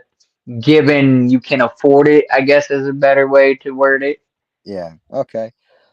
So I'll just name off a few different artists that I would like to collaborate with, and I'm not gonna try to put anybody on a scale here because there's artists that I haven't heard before that I would probably in the future be interested in featuring with, Doing, because I'm always yeah. open to listening to somebody's music and being like, you know what, I could be on the same vibe with this person. Like I think our vocals would sound good together on a track. So there's Like never a nobody lot of too people small wanted either. me and Cyborg to do features with each other. I don't know if you're familiar with the homie Cyborg at all, but that dude, you know, he's got some bangers, man. He's got some tracks. He did a feature with Darby O'Trill a while back, and that was a pretty good fucking song.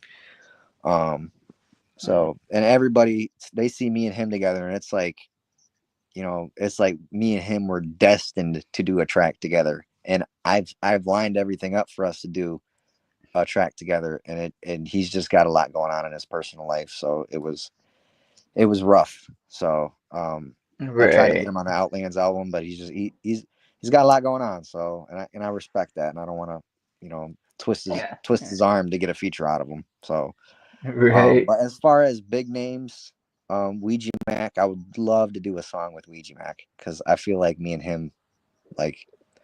I feel like me and him can make some straight fucking fire. You know, that's just anything Ouija Mac drops is automatically going to be considered dope because Ouija Mac is a dope ass artist. You know, um, I love it. uh, It's like music to my ears. Ali from Bring Me the Horizon with his fry screams and whatnot.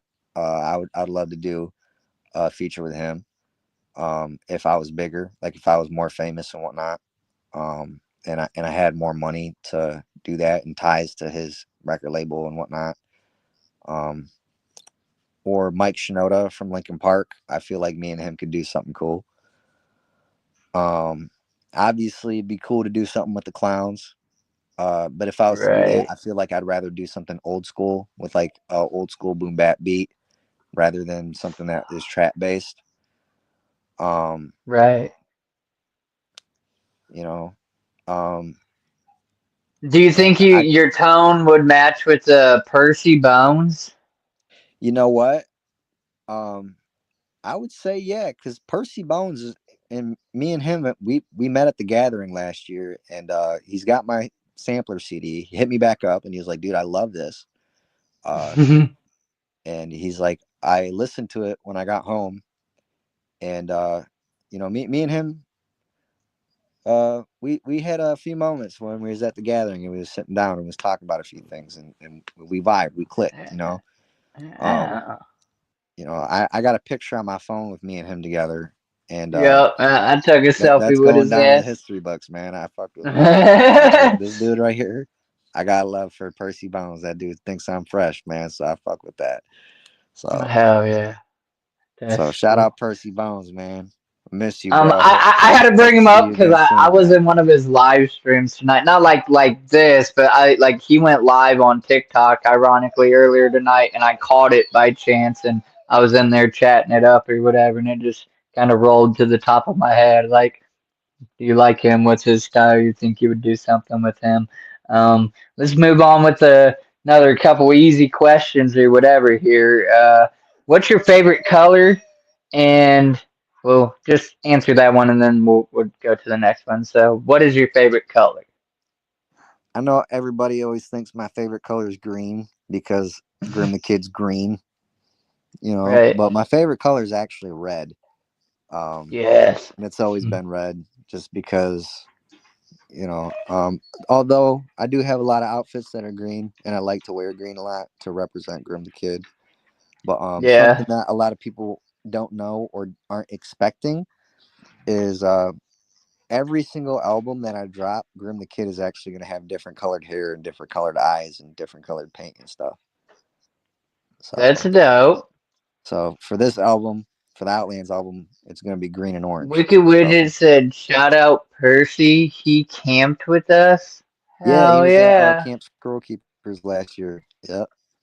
So, That's dope. I camp with the strange JRB, so I missed out on camping with SKs last year, and I tried to stop by the camp like once or twice, and each time there was like a couple people there, but mainly like everybody was out and about. So like I'm just gonna make it a point this year that like motherfuckers know me. Let's get a picture, okay? I'm here. Let's all just come take a damn picture and like obviously I don't know, I that's what I mean. I'm gonna try to like do so much more and be more organized and not like dysfunctional chaos because last year was my first year and it was like, oh, I gotta go here, I gotta go here, I'm gonna miss this, I gotta get over here, I gotta do this, and I thought I was playing, but that wasn't necessarily the case.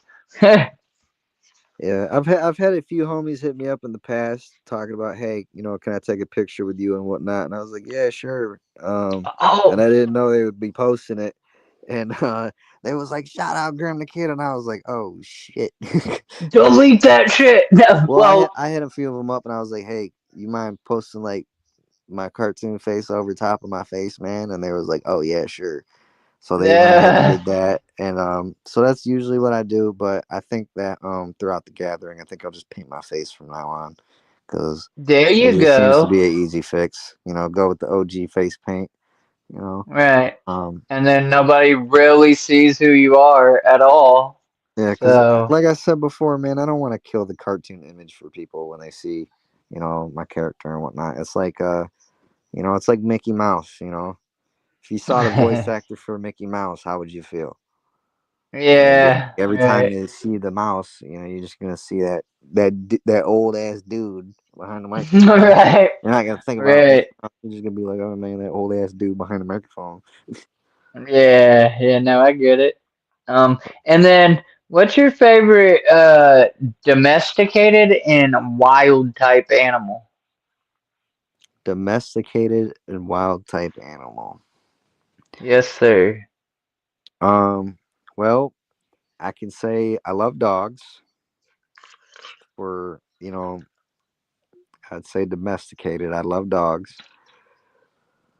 And as far as wild animal goes, I would say, um,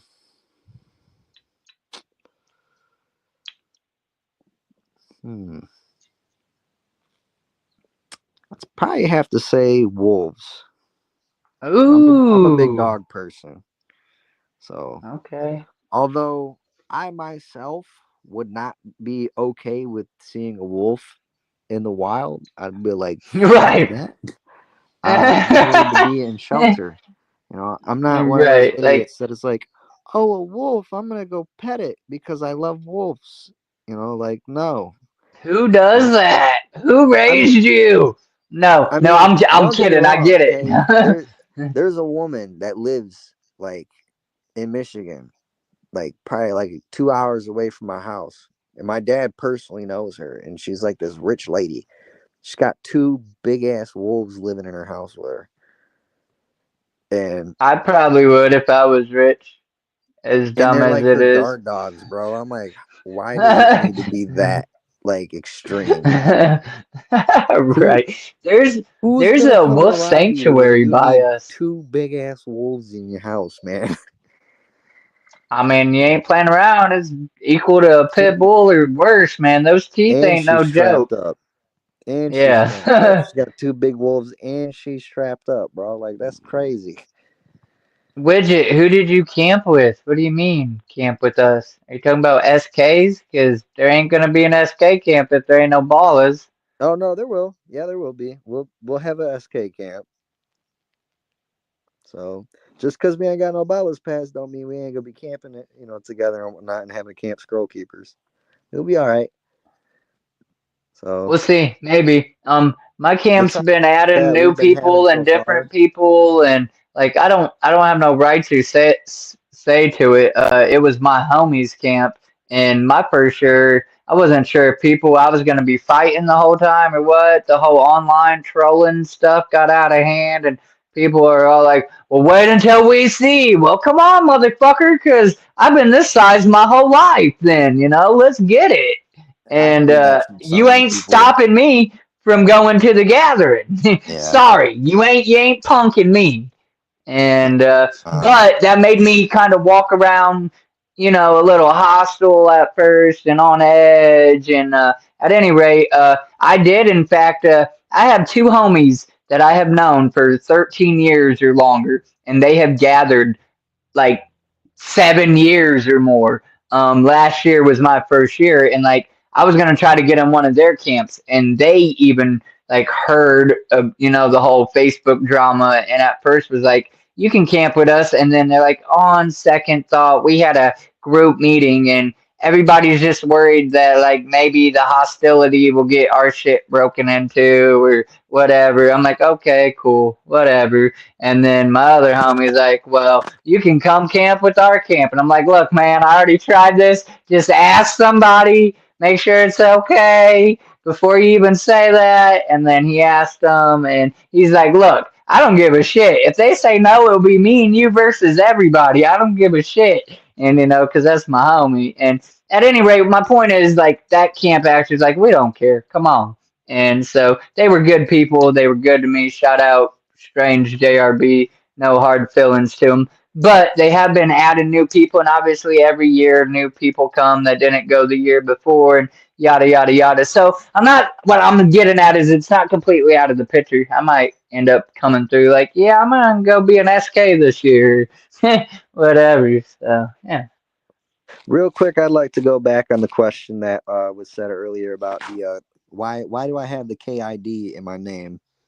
And that yeah. is because with the story that was put in um, with the album, uh, Grim the Kid, uh, the KID, uh, the King's instructed disciple, is he when he's in the Outlands, uh, he is brought forth by an angel down there, and he's like instructed to find an individual that is named the one who is not found, and his whole journey is Grim looking for this individual, and it leads into a bigger story that is a spiritual walk of fighting demons and breaking like horrible illusions and keeping a positive mindset and moving forward like as this like spiritual warrior with like a sword and like fucking just like on some Dante's Inferno shit. It's funny you mention it because I actually had a question that ties into it, and that's like the second part is how did you come up with your stage name? The other part of it, which I think you've already answered, but since you just said that, I'm gonna jump to this question and at least mention it or whatever. Is what inspired you and who actually came up with and designed your original logo that you have now. So that little Grim the Kid, I'm guessing that's your OG original first design, or was there a design before that? And you said you're gonna actually change the color per album. So like I guess, I mean, it kind of answers itself. You will, in fact, change it up periodically, Yep, correct? yep. And I was the one that ended up designing the face that you see right now, and a lot of the art that you see. If you go to my music on Spotify or SoundCloud or even YouTube and whatnot, and you start seeing some of the artwork that was made for the singles and whatnot that I dropped, or a lot of that artwork um, was drawn by me. The single cover is more digital, but I still was the one that designed it. So, um, Hell yeah. but we So do you can have some draw notes. yourself? Yeah, all that was drawn by myself. Yeah. Hell yeah. Dude, I mess around. I don't know if you've seen any of it. I do some little like paint shit, you know what I'm saying? I draw clown faces and do little whatnots on little porcelain bullshit and dolls and whatnot. But to put pen to paper and draw some shit, that's my old lady. That's like, that's a talent. That's you. That's, I can't do that shit. So I applaud actual legit artists, not AI artists, actual artists that, put the pen or even tablet pen to the, you know what I'm saying, and draw stuff. That's dope. Okay. Um, But I'll say this though, people they see this character that I've made, and they've been drawing some things for, just because it inspired them. Like they be doing some fan art, and man, they get creative with it. I got a piece hung oh up in the yeah, yeah. studio. I got a piece hung up in the studio that somebody made me, and it just looks Speaking, like super monstery, and it's so cool. And then just speak. recently, like I got I got a piece of art in my sent to me on Discord, and it was like, okay, I never watched like My Little Pony. My sister did because she was into it. My older sister, but I was never really into My Little Pony. But this individual drew Grim the Kid as like a My Little Pony character, and I thought it was the coolest fucking thing, man. I was like, that's awesome. Like I'm not a brony or anything like that, but that's awesome. No, Like that's dope though, for real. Like, I don't know if and you I can don't see the shame anybody question that's a up on brony or into screen. My Little Pony or anything like that. Like, do you furries? Do you, bronies? Do you, like, do be creative the way that you guys want to be creative. Represent what you want to represent. Like, I'm not dissing anybody that likes that. Anybody Do you that's see the highlighted comment on the screen? yes, yes, I do. I think I asked this question. Chance I give. What was Grimm's favorite childhood cartoon? My favorite childhood cartoon. Um, I would have to say is I had a few of them. The Grim Adventures of Billy and Mandy would be one, which I would find vibe wise is a high inspiration for the style that I do now. Um, SpongeBob, I love SpongeBob. Um, so many good SpongeBob quotes. So many good SpongeBob quotes. Um, what else? Cartoon What was your wise, like real '90s cartoon like Rugrats, Rugrats Rocket was a big part of Power, my Cat infant Dog? childhood. Yeah, Yeah, like a lot of Nickelodeon shows from the '90s. I fucked with like Rugrats and whatnot. Ed and Eddie was a good one. yeah. Like that Ed and Eddie. Um, man, it's been a while since I thought about this, man. Because it's just there's a lot. Like Well, it's kind of one of I'm those gonna give things you. where I'm gonna give you another question to think of. And again, thank you, dude. You might think I'm just saying it, but you were like the perfect guest. Your lead on question or statements lead to like next questions perfectly. And it's almost like he watched my streams before. Maybe, no, maybe not. no, Nah, I actually haven't. Like Yeah, it I, is I've crazy though. I've kind of like I've checked out like a lot of the descriptions and stuff, but I was just like, you know Nah, what? I've never met I this don't know. guy before, and I want me to get to know him in the interview. So I've refrained myself from watching the show. No, that's dope. I don't expect like artists to go back and watch all, the streams of my other artists. I do usually use it as reference. Like if you really don't know anything of how I conduct my streams, you might want to watch a little, just skim through some. But otherwise, no, I don't expect people to. But it's I don't know, coincidental that how like stuff is working out that leads to like next questions and whatnot. But then I just started rambling. Oh, there we go. Yeah, okay. You're talking about, you just said you had some fan art. Somebody draw some stuff. He asked, what's your favorite cartoon? Da da da da da. My old lady likes to ask this question or have me ask this question to absolutely every artist because when she gets bored and she's actually caught up on all of her, work that she owes or whatever the hell they're called, commissions and stuff like that, sometimes she'll pick one of the artists and like draw them as something or something. So she has me ask if you could be any animal or fictional character, what or who would you be? Like you said, fictional character. Yeah. Um, Which I mean, you yourself or your concept of yourself is kind of a fictional character, but I like if there's any I don't know specific or and I don't know what I like said a like for a gargoyle fictional or being, just a ghost, whatever. really. But I mean, if I had to be like a character that was fictional, um, I mean, hmm. And then the whole animal thing, like you like wolves, would it be a wolf, or do you think if you was actually an animal, you'd be something else though?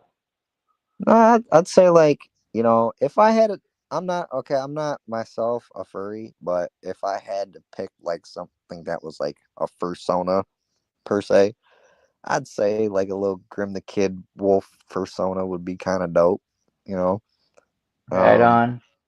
My favorite it, wild animal is a white tiger, and she's drew me as a tiger. She's drew a juggalo like wolf version type character of me, which was kind of dope actually.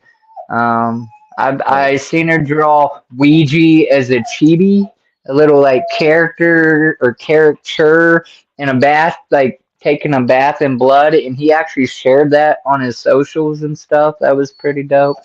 uh, She drew. I don't know if you know who Carissa is or Carissa did it. She does face painting on TikTok, and she's friends with Sarah Russi, Jay's old lady. She actually went to Hollow Wicked with them this last year. At any rate, she drew her as like a little character, and she also shared it as well. So yeah, she likes me to ask the question. And sometimes she just gets bored and um, yeah, does it. I actually just thought of this. I think a Wendigo would be a good fit for Grim the Kid. As like if Grim the Kid had to be like a fictional animalistic character, I think a Wendigo would be perfect because he's a paranormal entity that is, he can be dope and cool and chill, but he can also be like super fucking creepy and terrifying with his Right, limbs stretching and right. sharp teeth and glowing eyes, and he's a cryptid. So I feel like if anything, because I do remember that your girl was into like drawing like the personas and stuff like that with Yeah. I furry mean, she characters and she stuff. And outright draws for furries. That's her bread and butter. That's how she gets paid. She prefers to do other stuff and like I would say like more dragon and type stuff or whatever. But yeah, she'll pretty much draw whatever. yeah, like I'd say a Wendigo would be pretty fire. You know, Hell yeah. I'll try to push that one. I'm curious. See how she would do it or whatever. Be interesting. I'll Um, tell you what, if I ever get a photo of anybody that draws any types of fan art of Grim the Kid, I print it out and I put it right next to where I record my music at, and I'm looking right at it. That way, I know how That's awesome. people, man. Like as I'm writing and Uh, recording, I'm looking at the art, and I'm like, this is what I'm doing this for. do So, you have any siblings, man? And do they support your music at all? yeah, I have a few siblings actually. I have an older sister. Her name's Alyssa. And I have a younger brother whose name is Riley. And I also have an older stepbrother whose name is Brandon. And Brandon is very supportive on me doing this. Um, he's very concerned about people taking my uh taking my like aspect of music, like the paranormal and stuff like that, and trying to copy it and do it better than me and all that stuff, and just try to run off with you know Your idea. audience pretty much. That was something that he was worried about, because he's like, if you got a good idea, um you know make sure that you're signed when you do it or something like that, that way you have some lawyers or something. And I'm like, I don't really care about none of that, dude. Like, No, that's let somebody dope. That's real. flip it and turn it into a hit single. I don't care. I'm doing this for the Mhm. people. What Yeah, anybody wants to do about it, they can do whatever. I don't care. Not to say somebody can just straight up jack my music, but like, you know, because it's a concept. I don't know, at least how you're explaining it. Again, I'm gonna have to listen to some of it, but how you're explaining it, I don't know that I know too many artists that does music that way and how you actually get the inspiration from it. So that's really, it is a good idea and well, it could be monopolized, sadly. And I think like the best moves are unsaid until it's time to just let them out there. So all I think, I want to tell you not to necessarily do it, but I would say definitely perfect everything you do before you put it out, because then if it's that good and it gets out there, then no matter what, people are going to know it to be you that done it first, and they're going to like your voice doing it, and that would go a long way. Now if the concept was good but you half-assed it and the vocals wasn't there, or the quality, the production wasn't there, I could see somebody obviously with a better setup, a better everything, and obviously a clear voice already, then taking that and just like da, da, da, da, and you say it doesn't matter, but you put the work into it, the effort. That's your concept. It does matter, and it should matter. So that's cool that your brother's like, hey, don't let somebody steal your shit. So. yeah. My sister is not a fan of what I do at all. She she's not. She's like, I don't like juggalos. I don't like the whole. Ah. It's weird, but at the same time, she likes My Little Pony. She likes the furries and their fandom, and you Did know you hit her with the Violet J's daughter's a furry? yeah, I did, but that didn't really hold no water against her. She didn't care. Yeah, yeah, So right. she just thinks that juggalos are just a bunch of like Fandoms, yeah. scary people that are obsessed with clowns. So, and Fago.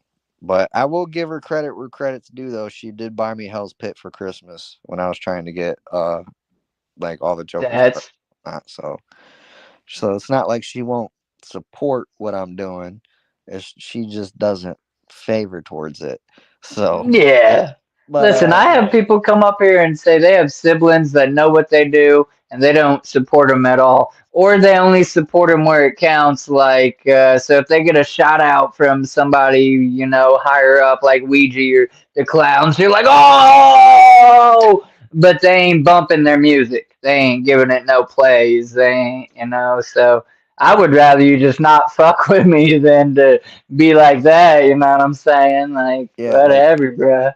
I mean, I've had talks with Jay about artwork, and I've also had talks with Jay about my music, and he likes the artwork, and I haven't really gotten any comments back on the music much, but I know he said he does like the artwork. But I Oh think yeah. he's got a lot of people sending him music, so I tried not to be like, "Hey man, can you check out my Right, album?" the You next know. guy. But you know, given the fact that I had gotten close with Becky and whatnot, Blase, uh, Yeah. you know, it kind of got around to him, that I was doing artwork, and then I got to meet him at the gathering, and then we got to chit chatting and shooting shit, and he was like, "Send me some shit on Instagram," and then I did, and then I drew him a couple pieces of art, you know, and then that was that. Right. So No, that's cool as shit. I would be ecstatic for any recognition, but I'm just yeah, saying, I like, mean, I'm people. I have artists come up here and their siblings, like, unless it's recognition from somebody like that, a bigger artist, then they ain't messing with them. And I think that's whack, is what I'm saying. Like, their sibling is only recognizing that somebody bigger recognized them. Otherwise, they're not listening to their music or supporting their sibling or. You know what I'm saying? I would assume my sibling just not come to me at all. Then if I'm not saying like you would have to listen, but that whole like inverted like it only matters where it counts or I don't know. Um, but yeah, next her idea. question. Oh, my bad. But her No, no, idea no. was like, oh, well, you got to talk to Violent J. Oh, that's cool. But I mean, I really don't care because I don't listen to him. But that's cool, I guess. But my youngest brother though, he is like a Grim the Kid fan through and through. He's like, dude, I want a T-shirt. I want a CD. He's like, I want to show people that that's my brother doing this. And he talks about That's me all the time in awesome. school because he's still in high school right now. And shows his friends like the songs and stuff. That's And where it's at, dude. That's your niche, um, boy. but High yeah, schoolers and shit. yeah, dude, and Yeah. they bump my stuff down in Kentucky and whatnot because I don't live with them. I'm up here in Michigan, and they live in Kentucky. My Right. oldest sister and my young brother, and me and my stepbrother, we're up here in Michigan and we're doing our thing up here. So, but so yeah, Yeah. Okay. Fair enough. Man, I think we're gonna jump into these game questions. I might have skipped over one or two. Honestly, there's one question I usually ask in between, but I like feel like you have answered it yourself, and that's like being in the underground scene. How do you separate yourself from other artists? But your whole niche, your whole music, like the lane that you're in, how you're doing music, where you're taking it from. I think is how you're different than other people. And you're faceless overall, a faceless artist that's, putting music out and whatever. I don't know if you have anything else you would like to add to that, anything you do different to separate yourself from other artists, or if you concede that very point. well, I would say when looking at the underground artists in the Juggalo verse, uh, I don't talk about murder on my music. I don't talk about hatchets. I don't talk about the carnival. I don't talk about, you know, being a killer or being a gangster or being a thug or, being a dope dealer. I'm talking about fighting demons. I'm talking about walking through realms and talking about, you know, what goes bump in the night and, you know, haunted houses and graveyards and stuff like that. That's not just graveyards because there's dead bodies in graveyards, but graveyards because there's spirits in graveyards. You know, like Hmm. it's not that it's different; it's that it's a different view. Like I can still talk about a graveyard, the same graveyard that ICP talks about, but I'm not talking about digging up a body. I'm talking about going and like fucking with a Ouija board or something like that. You know, at a Right, fucking right. graveyard. You know? Or going and Spiritual enlightenment, hanging out with some yeah, spirits and stuff. or Stop it, in the song Wang. Bump, it was like there was a bar on Bump. It was like, should I, should I speak to a deacon or should I go up to a graveyard and say fuck the dead? You know, because Yeah, yeah. not because it's like, do you believe in spirits or do you not believe in spirits? Like, and it tests your aspect on that with that song.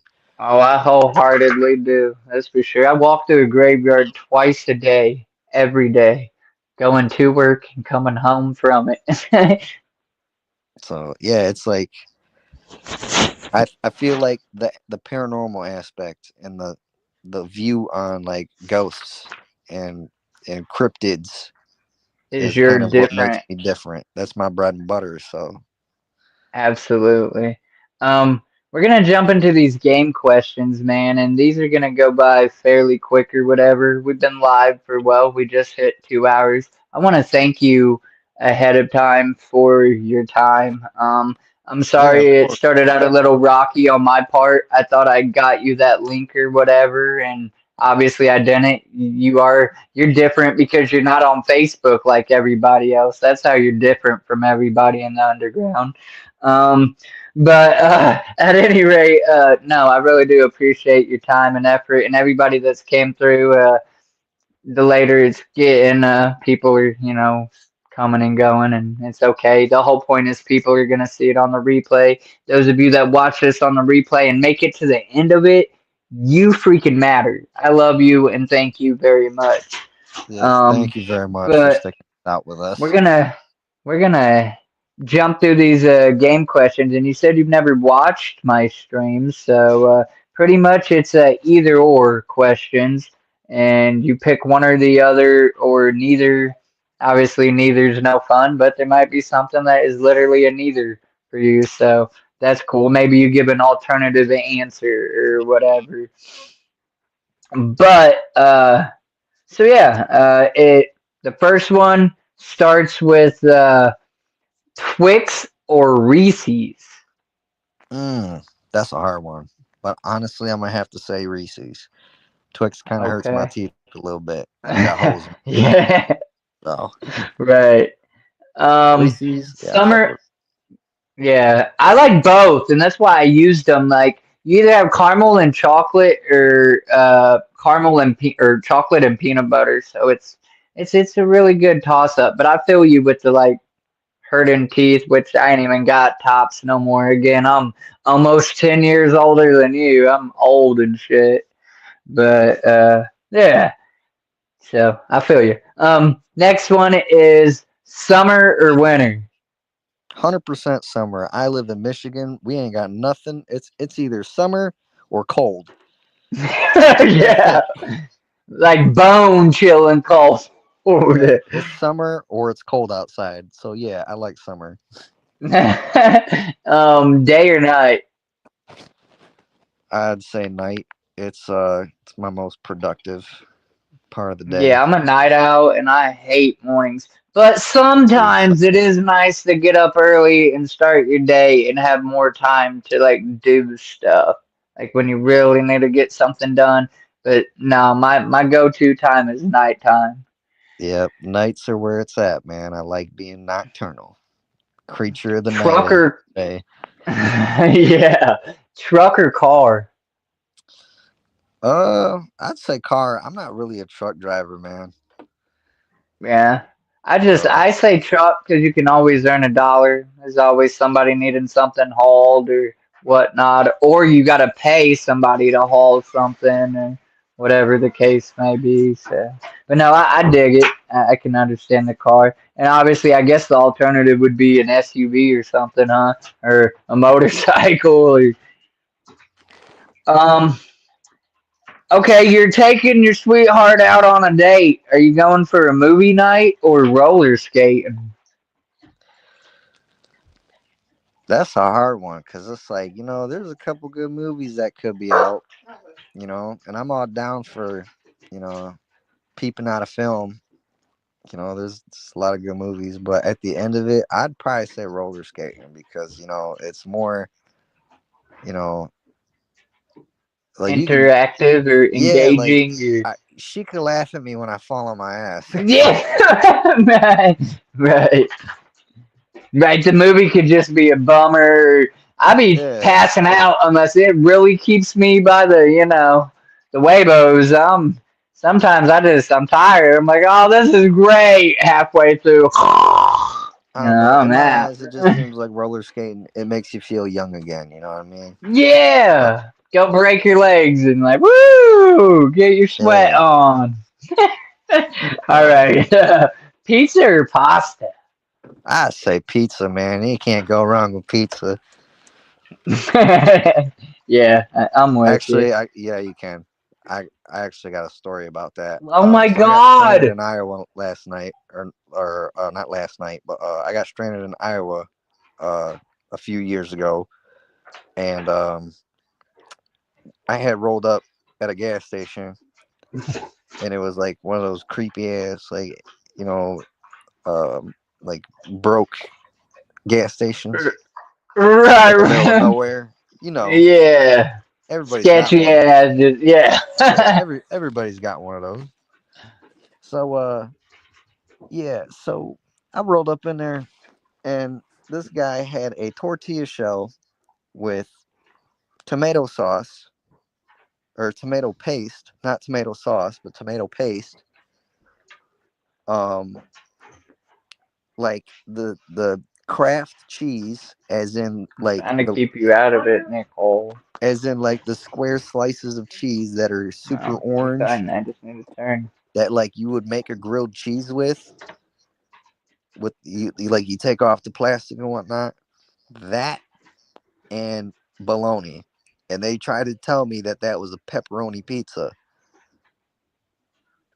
and I'm like, Ah, and thank you know you. Come what? again. And I was like, you know what? I'm broke and I'm hungry, and they said it. You can buy this whole I'm pizza taking that for motherfucker. $5. Right. You can buy this whole pizza for Uh, $5, and I was like, you know what? I'll take it because I ain't got it's no a food. pie today, baby. Yeah. And I ate the first slice, dude. My first bite of that dude was so nasty, so disgusting. So yeah, you can't go wrong with pizza. But I do love pizza though. I love pizza. It's like my favorite food. I So feel like you're the only person that I've ever looked at this next question and went, "Oh, you're the only person that is ever going to answer this differently than I have had anybody else ask because you're like not like that's how you're different than other artists too, I swear. At any rate, the next two is like for your fans, what are you most active on? But you're not on Facebook. You are on Instagram. yep, Okay, so I would it's say the I'm on question Instagram was and Discord the Facebook or most. Instagram and then TikTok or X. Do you have TikTok? Do you have I do X? have TikTok. I'm not active on it a lot. Um, but mostly I'm on Instagram. If you want to know what's up at the earliest date and time, Instagram is where you're gonna find it at. All you're gonna find on Alrighty. X is all the freaky shit I'm into. Because there'll be a lot of titties on Ah, X. And I'd be yeah. liking and commenting and being like, dang, there's some titties Yeah, on yeah, here. reposting. Yeah, that's dope. Um, okay, yeah. I'm like, man, normally people like Facebook, Instagram. Yeah. Well, I wasn't thinking about Instagram for you, but yeah, it seems like mainly Discord. Um, okay, Pepsi or Coca-Cola? What kind of question is that? Because it also adds another question after you answer those. It's Fago. Well, no, that's just it. I usually ask Pepsi or Coca Cola, and then after they pick, I say, and if it has to be a Fago, and then you give me your Fago, your favorite Fago.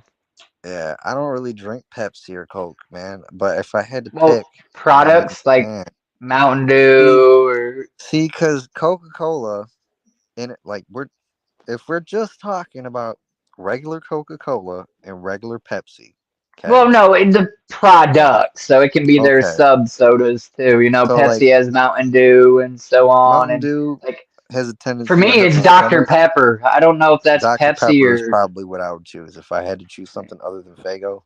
It'd probably be Dr. right. Pepper. And I'm not I saying I think drink that's Fago like just because I'm a juggalo, okay? I drink Fago Right. because I'm in Michigan and it's cheap and it And doesn't hurt my Fago's stomach. good. Even if I Right. wasn't a juggalo, I'd be drinking Fago as much as I would be today.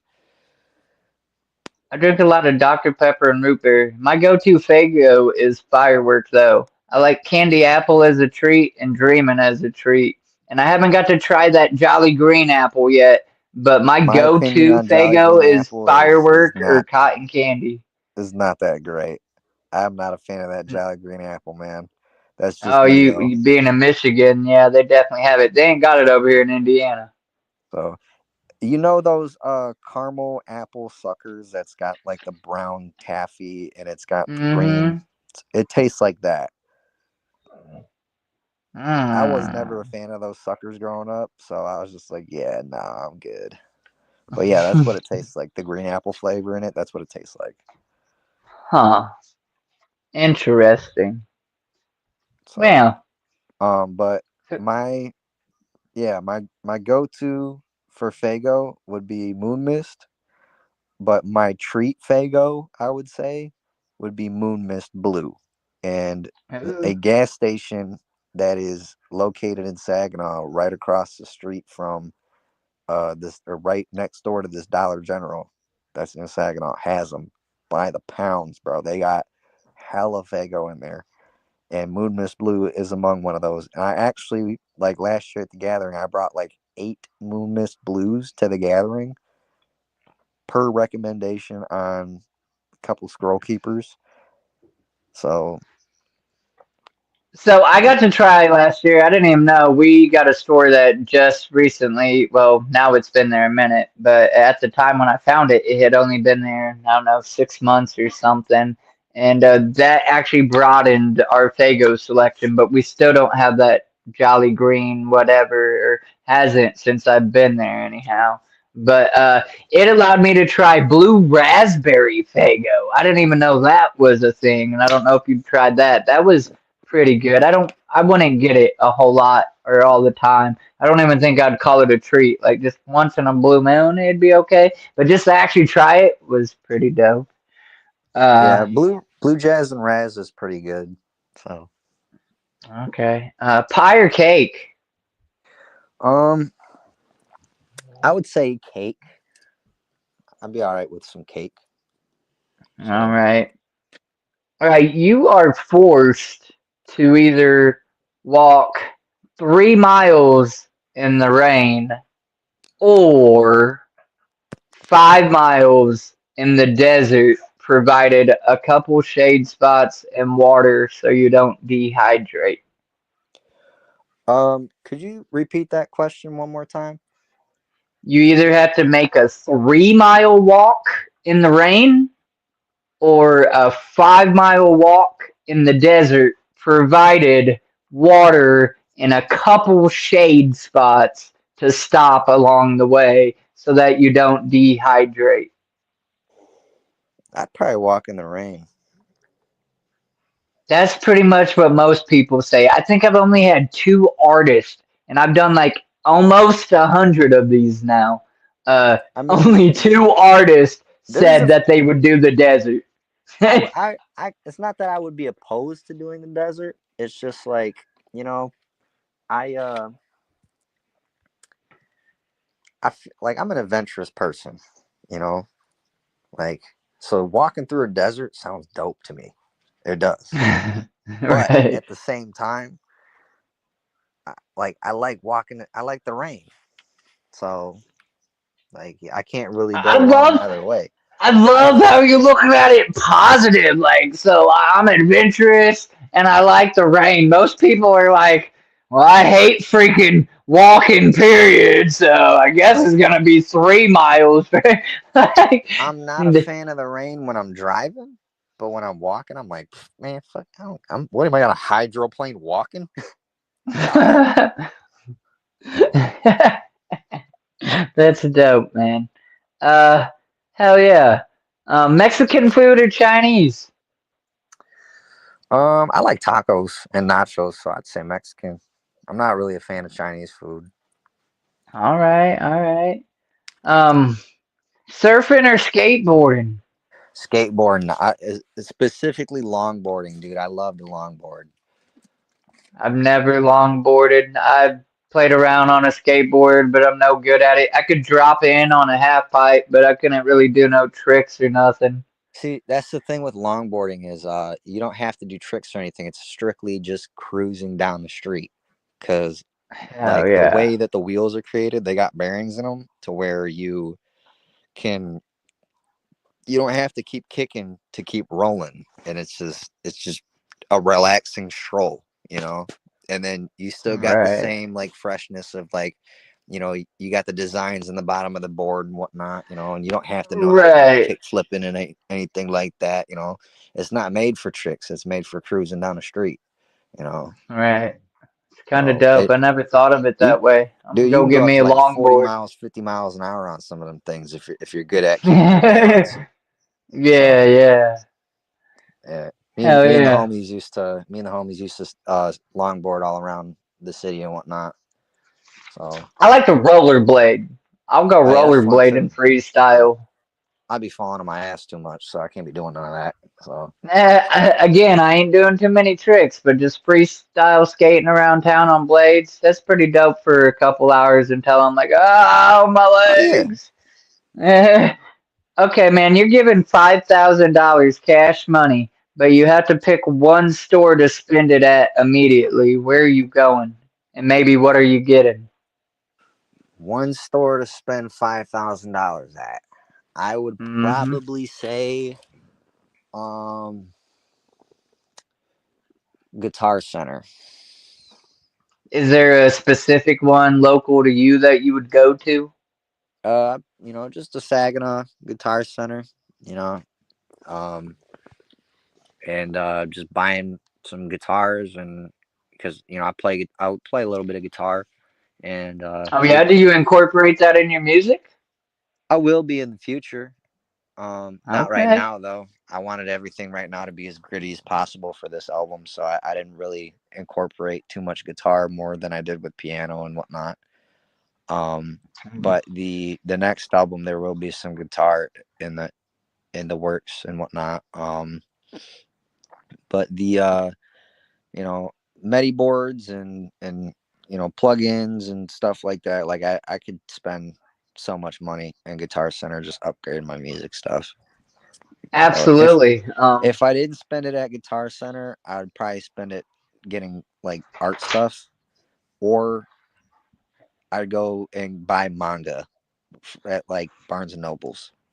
I just get like a fuck ton of manga Solid answer. because I I love love anime. asking that question, really. I've had female artists come up here and say they would go to Walmart and buy baby stuff so that then they can invest their own money into their projects or whatever. I've had artists like Will Gates say he'd go to Walmart for 5 stacks. He could get a basic recording system or what have you to make some kind of music, scratch up a little whatever. So it's a fun question to ask, and I try to make it more personal by like asking a local store, what have you, or whatnot.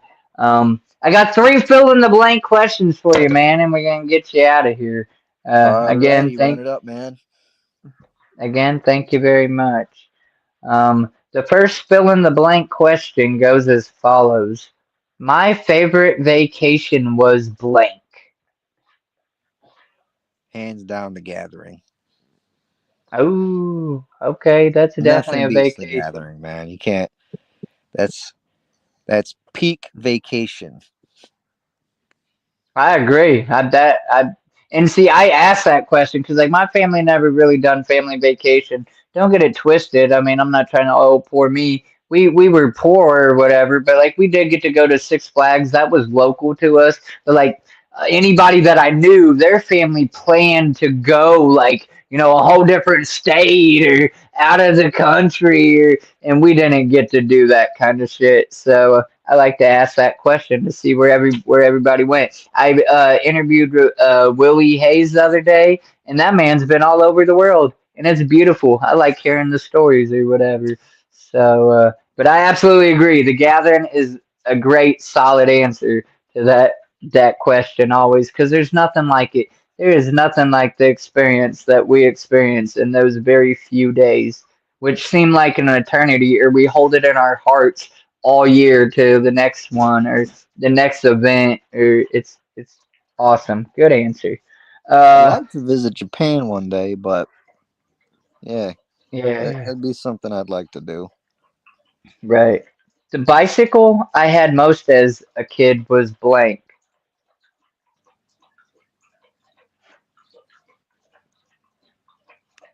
Um, but yeah, I'd like to visit Japan. I think that'd be nice. Uh, uh, yep. Did you hear the next question? No, I did not. My bad. Oh, okay. No, you're good. You so smoothly repeated yourself, and I'm like, oh, okay. The bicycle that I had most as a kid was blank. The bicycle I had. Sorry, Yeah, that you it was probably cutting out own there the for a minute. most. Oh, okay, my fault.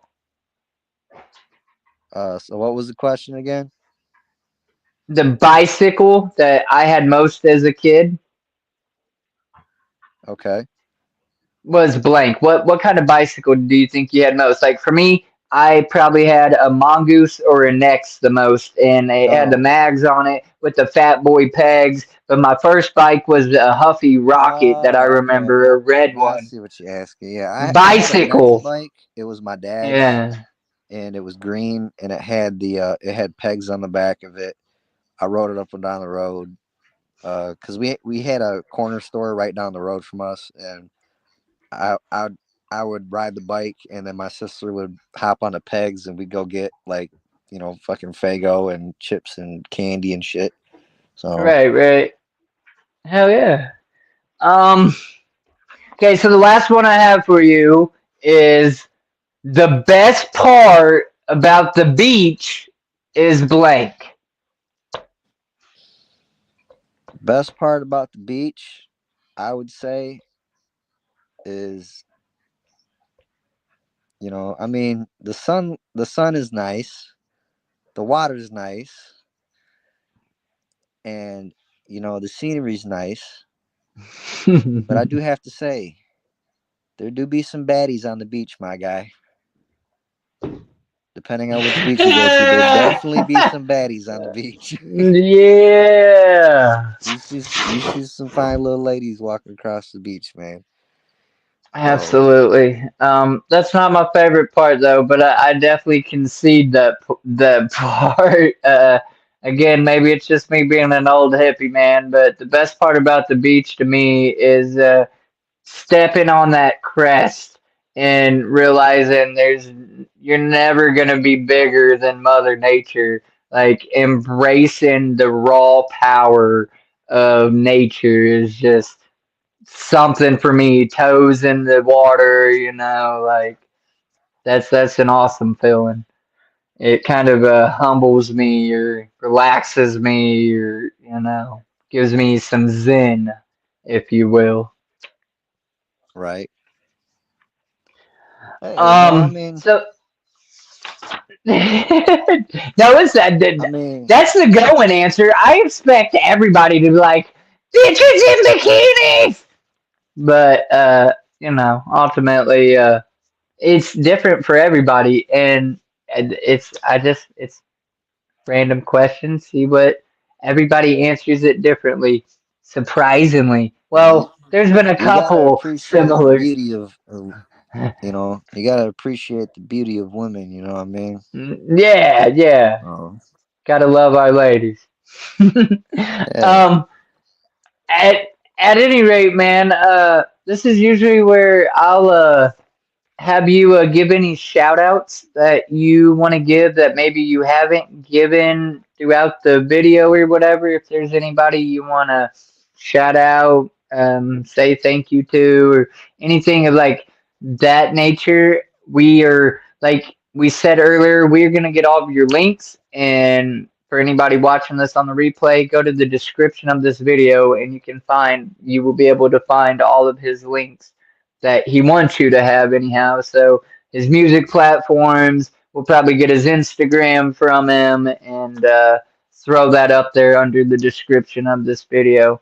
But I personally want to thank you and everybody that has came through and showed support throughout this whole stream. Now we've went like 2.5 hours. I understand nobody could stay the whole time, or everybody couldn't stay the whole time, or whatever. But wherever you came in and hung out for a little bit, thank you so very much. I appreciate it. Go check this dude out. Support him, give him some plays. But if you have any shout outs that you want to make, this would be your moment to do that. So I want to shout out the homie Painted Psychopath. He's my bro. Thank you for supporting me and introducing me to the homies. I want to shout out Cyborg, another homie of mine. I would also like to shout out baby girl Lexi or Skylin. She's a model for Playboy, and her and I Oh we're shit! homies. So and she's been repping Grim the Kid pretty hard, and she's one of my closest homegirls.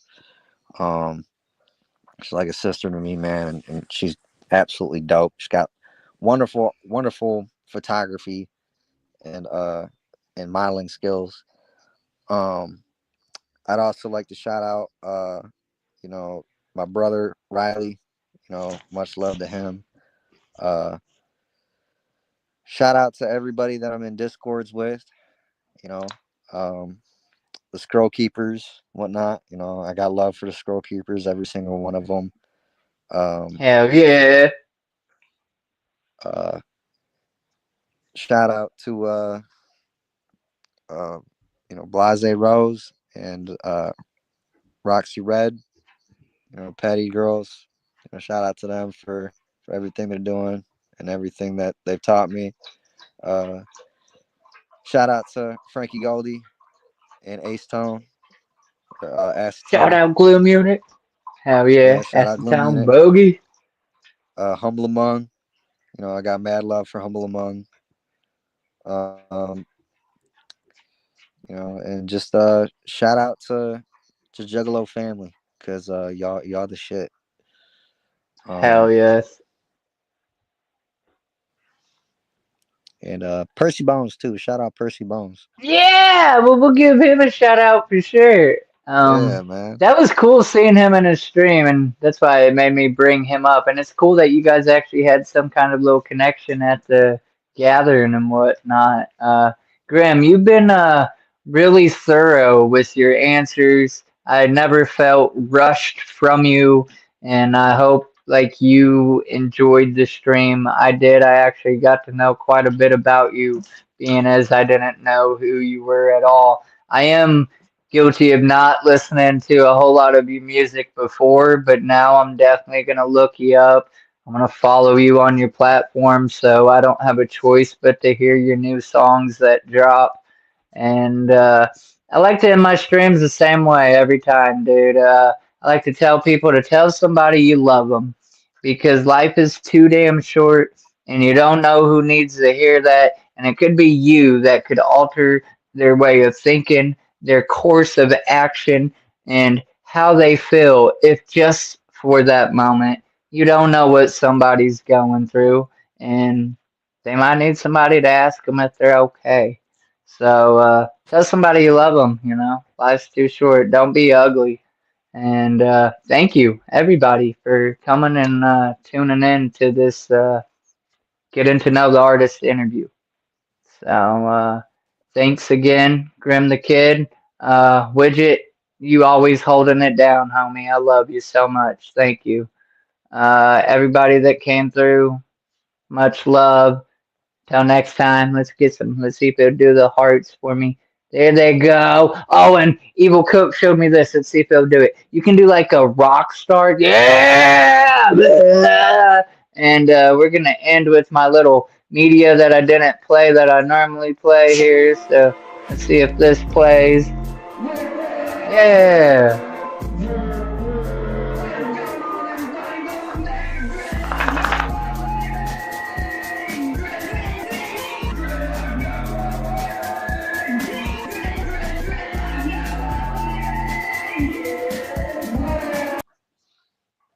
shout out to Tree's House too for that sound put together. All right, y'all.